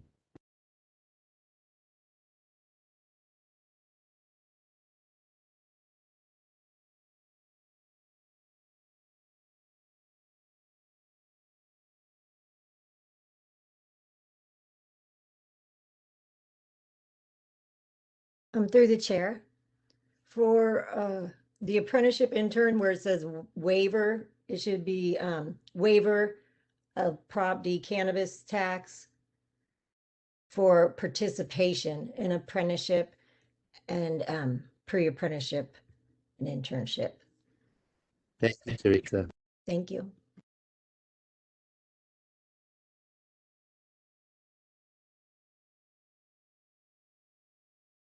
Chair Jamalian, as a point of clarification, the bullet points under the one that reads input on general tax incentives, those 1, 2, 3, 4 bullet points, do you want those to stay in this recommendation or should we delete those? I'll refer to the whole committee for that. I think it makes sense to keep the to add the such as percentage of the gross sales price to the last point where we're talking about having input on this subject. I think everything else we kind of have addressed in the points above, but please correct me if I'm wrong.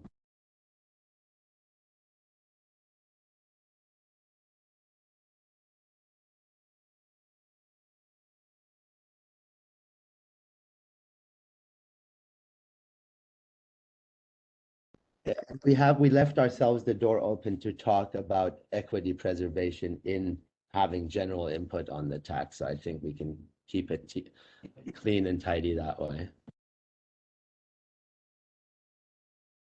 And I would say input on Prop D tax structure for cannabis industry for all operators. We could go further and even say language or Sure.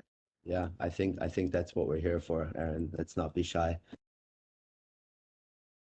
Tax language. Great, thanks.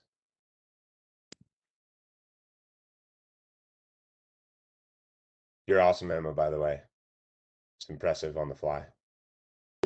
Thank you. Thank you. Trying my best. Agreed. Totally. And Emma, I think that the word language should substitute the word structure in the bullet point that starts with input on Prop D tax. There you go. Thank you. And so then this final point, can this be deleted? So this, and also this first one is about the 0% tax rate for social equity applicants. And so this came from the original recommendation. So I'm just wondering, like, are these four sufficient? Or I guess I'll let folks also just kind of read this, which, as Chair Jamalian said, to take out the such as a percentage of the gross sales price. I took that out of this sentence, but is there anything else from this original language that you want to add into these bullet points? I think the last sentence input at the moment doesn't it's not just limited to equity, but also percentage of gross sales received. Sales price.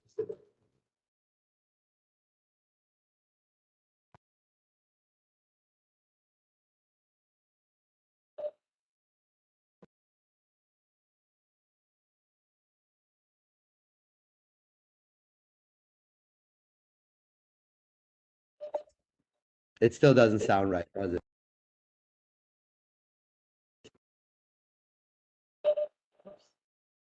Yeah, it doesn't. Yeah, so sorry. I'm getting a lot of like beeping, so I think maybe I didn't fully hear your edit on this part. So can you just or anyone just like kind of read out exactly how this kind of last part of the sentence should be structured?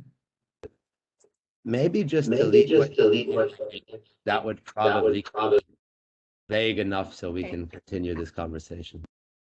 Chairman Jamalian, if you would just for a moment, I think Emma, while Ollie's speaking, if you could put your mic on mute, you might have an easier time hearing it. I know it's awkward because you're trying to type and speak, but try that. And Ollie, if you wouldn't mind saying that again. So I think if we just delete the text after operators, input on property tax language for cannabis industry for all operators, that would kind of leave it open for us to discuss all kinds of tax benefits, not just limited to that. So it seems to sound better and more precise.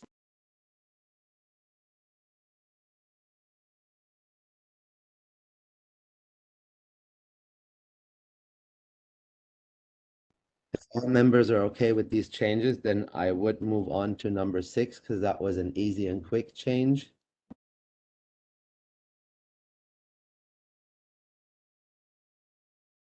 Through the chair. So I think if we just clean it up by after Board of Supervisors, the allocation of, and then if we just strike workforce development and then leave it the allocation of funds through the Office of Economic and Workforce Development towards the development and implementation of pre-apprenticeship and state certified apprenticeship. That should do it to make it flow a little better. I like the recommendations. Yeah, they look clean. Yeah, they look clean. Member Foglio Ramirez, can you just repeat? I know it's something about this allocation up here to edit. Can you just repeat that one more time? Sorry about that. No problem. If we just delete after the word of, the allocation of, if we delete the words workforce and development and just leave it with funds. And then that's perfect. That's perfect. And Emma, if we could just add the word of before allocation.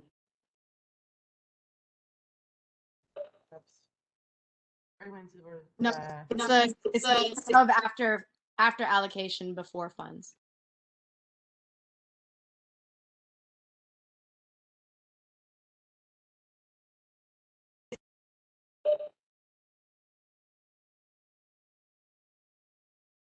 Okay, great. Any more edits to this one?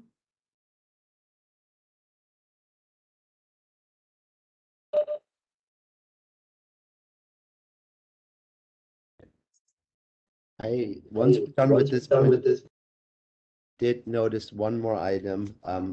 We kind of the equity preservation got kind of overlooked and deleted out of this. I don't think that's a Prop D issue. It's probably more of recommendation number 2, where we recommend shelf space for equity. We should also recommend that contributions are made towards an equity preservation fund to be paid to the community development funds, because that was a good recommendation. It shouldn't disappear, in my opinion.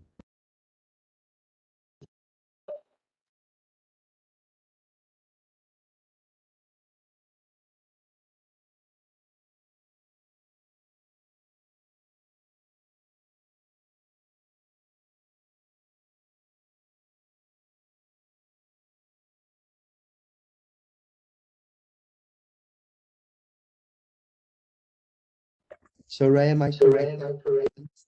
These amendments are made to our recommendations that somebody would put up a motion to vote on these and table the other points for the next agenda item. Or Nikesh, sorry, I don't know who I should be asking this question. No problem, Chair Jamalian. I think to keep it clean, have one vote on recommendations 1 through 6 as they appear or as they've been articulated. Once the vote is taken there, then you can have a second motion to table the remaining items, recommendations 7 and 8, to a future meeting and take a separate vote on that.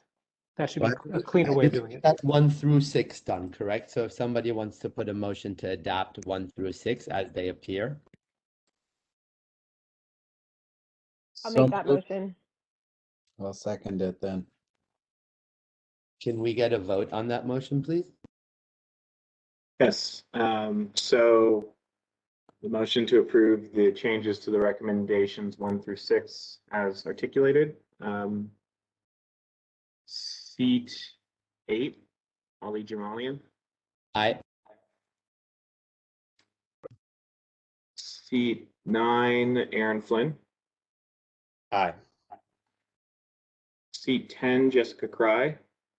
Aye. Seat 11, Doug Block. Aye. Seat 12, Sean Richard. Aye. Seat 13, Nina Parks.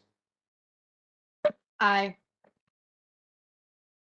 Seat 14, Brendan Hallinan. Aye. Seat 15, Teresa Foglia Ramirez. Aye. And seat 16, Sarah Payan. Aye. Motion carries unanimously.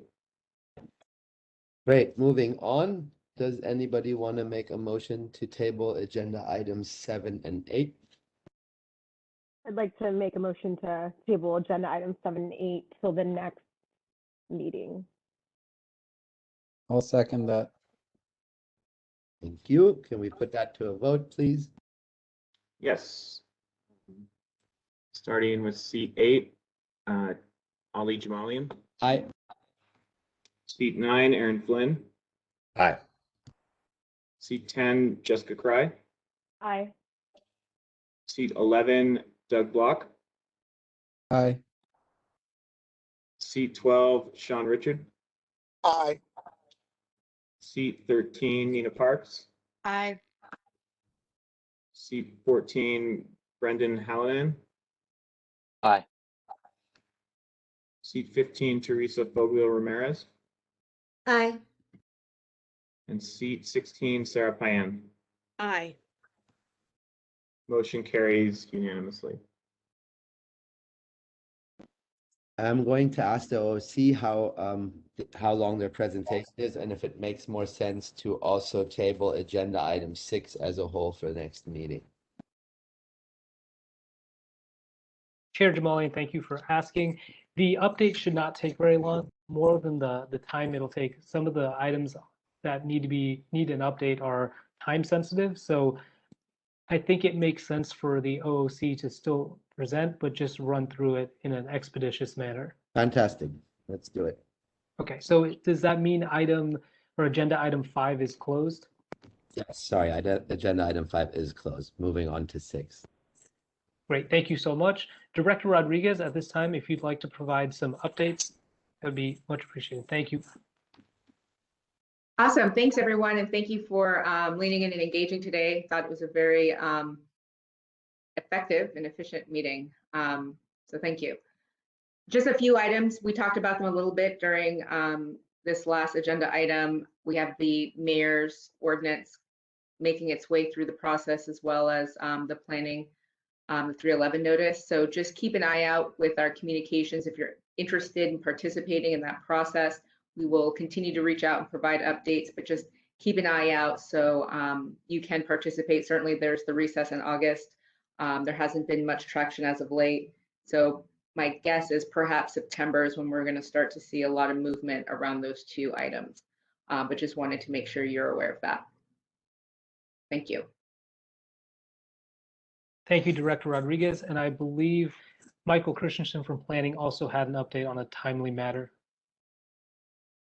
Yes, this is Michael Christensen, Planning Department staff. This is just to update the committee and interested members of the community. The Planning Commission tomorrow at their normal hearing will hear an item for an informational presentation from the city's Office of Cannabis and Planning Department staff on our permitting of cannabis businesses, as well as hearing a planning code amendment proposed by the mayor to exempt the conversion of medical cannabis dispensaries to cannabis retail from neighborhood notification.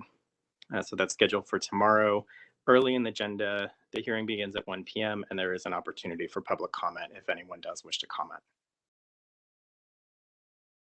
Thank you, Michael. And Chair Jamalian, I believe those are the updates from the OOC and Planning. Thank you. So I think we open up for public comment on this. Is that correct? You got it.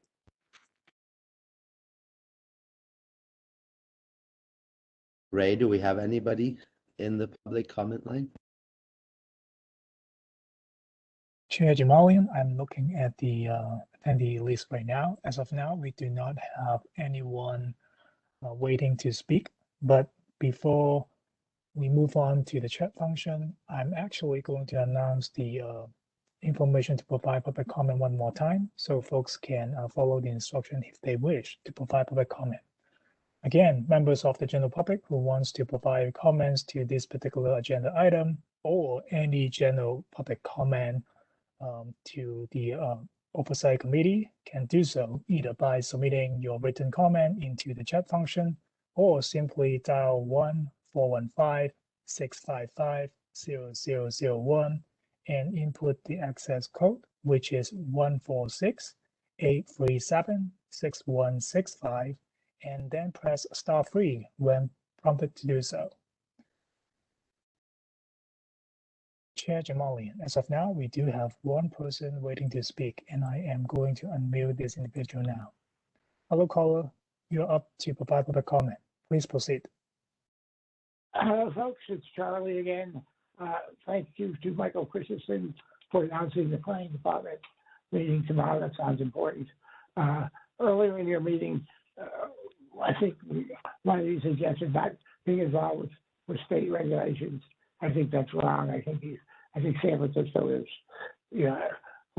used to be the most, the best place for regulated cannabis distribution, and before there was any dispensaries in LA, and before legalization was even thought of. So I think our input is important to the state, especially the new Department of Cannabis Control, which I think was just passed yesterday. So consider. I think it's a meeting. Our meeting on Friday with the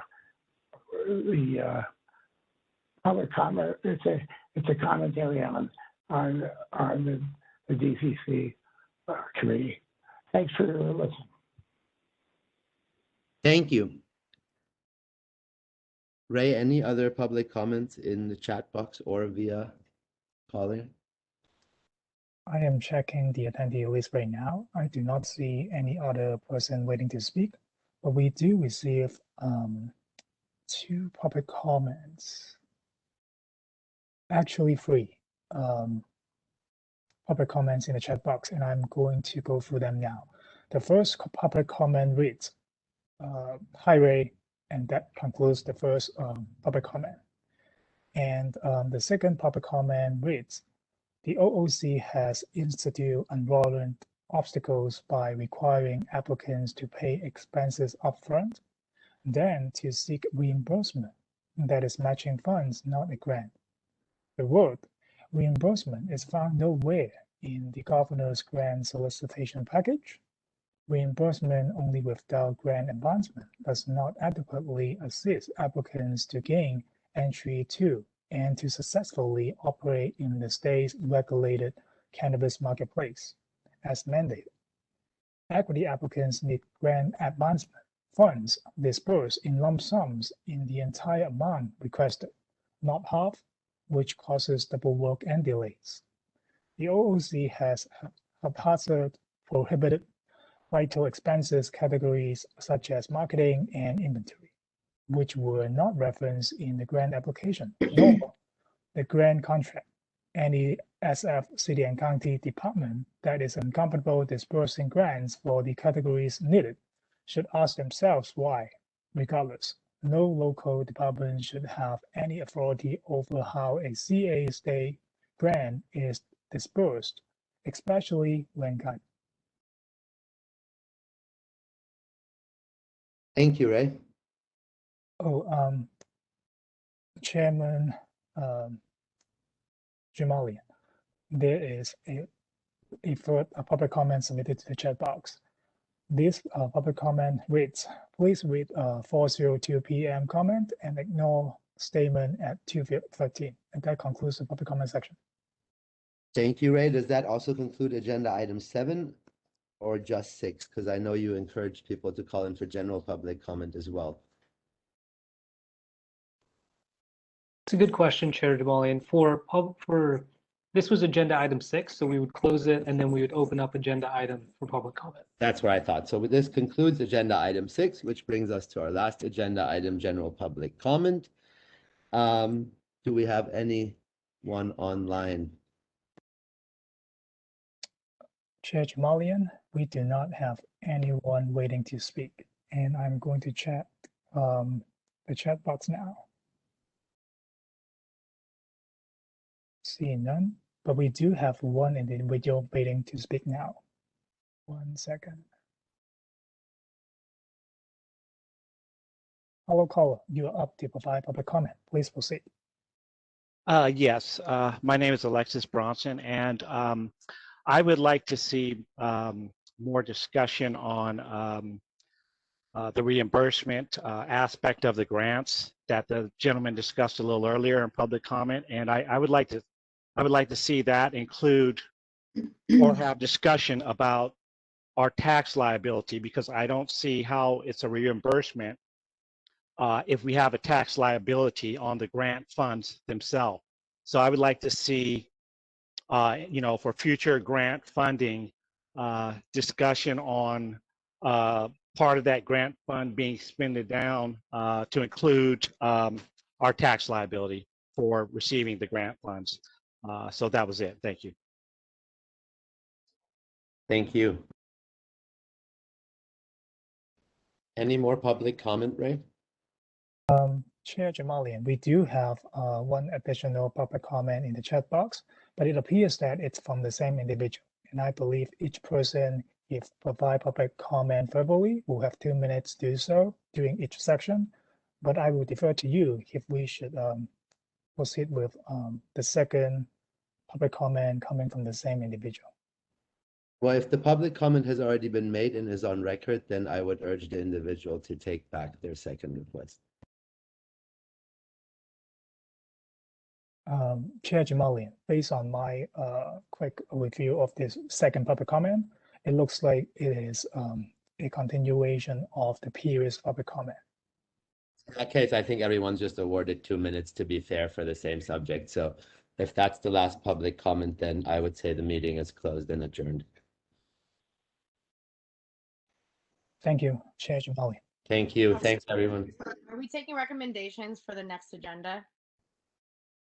I think we can circulate agenda items between meetings as well. Is that correct, Nikesh? Well, that's a good question. Conversations between the entire committee would have to be publicly noticed. So those kinds of conversations would be discouraged. However, and I don't think that we could have them. However, when we do convene for the agenda setting, we can have conversations around what should be there. Yeah. Right. And I heard your point. I'll make sure it is on the agenda. So. Right. So like the review of the mayor's recommendation, since Sure. it is going up for vote, would be crucial. For the Yeah. ownership, yeah, for the definition of a majority equity owned company. Right, and for the entire, pretty much for us to weigh in all of the recommendations that is going through the mayor's thing, because as the oversight committee, those kind of things should go through us for us to be able to I comment. see what you're saying. Okay, I understand what you mean now. All right, we'll make sure we'll discuss that in the next meeting. So that being said, I think we can adjourn the meeting. Very good. Thank you, guys. Appreciate you. Good job, everyone. Thank you, everybody. Good rest of your day. Have a great rest of your day.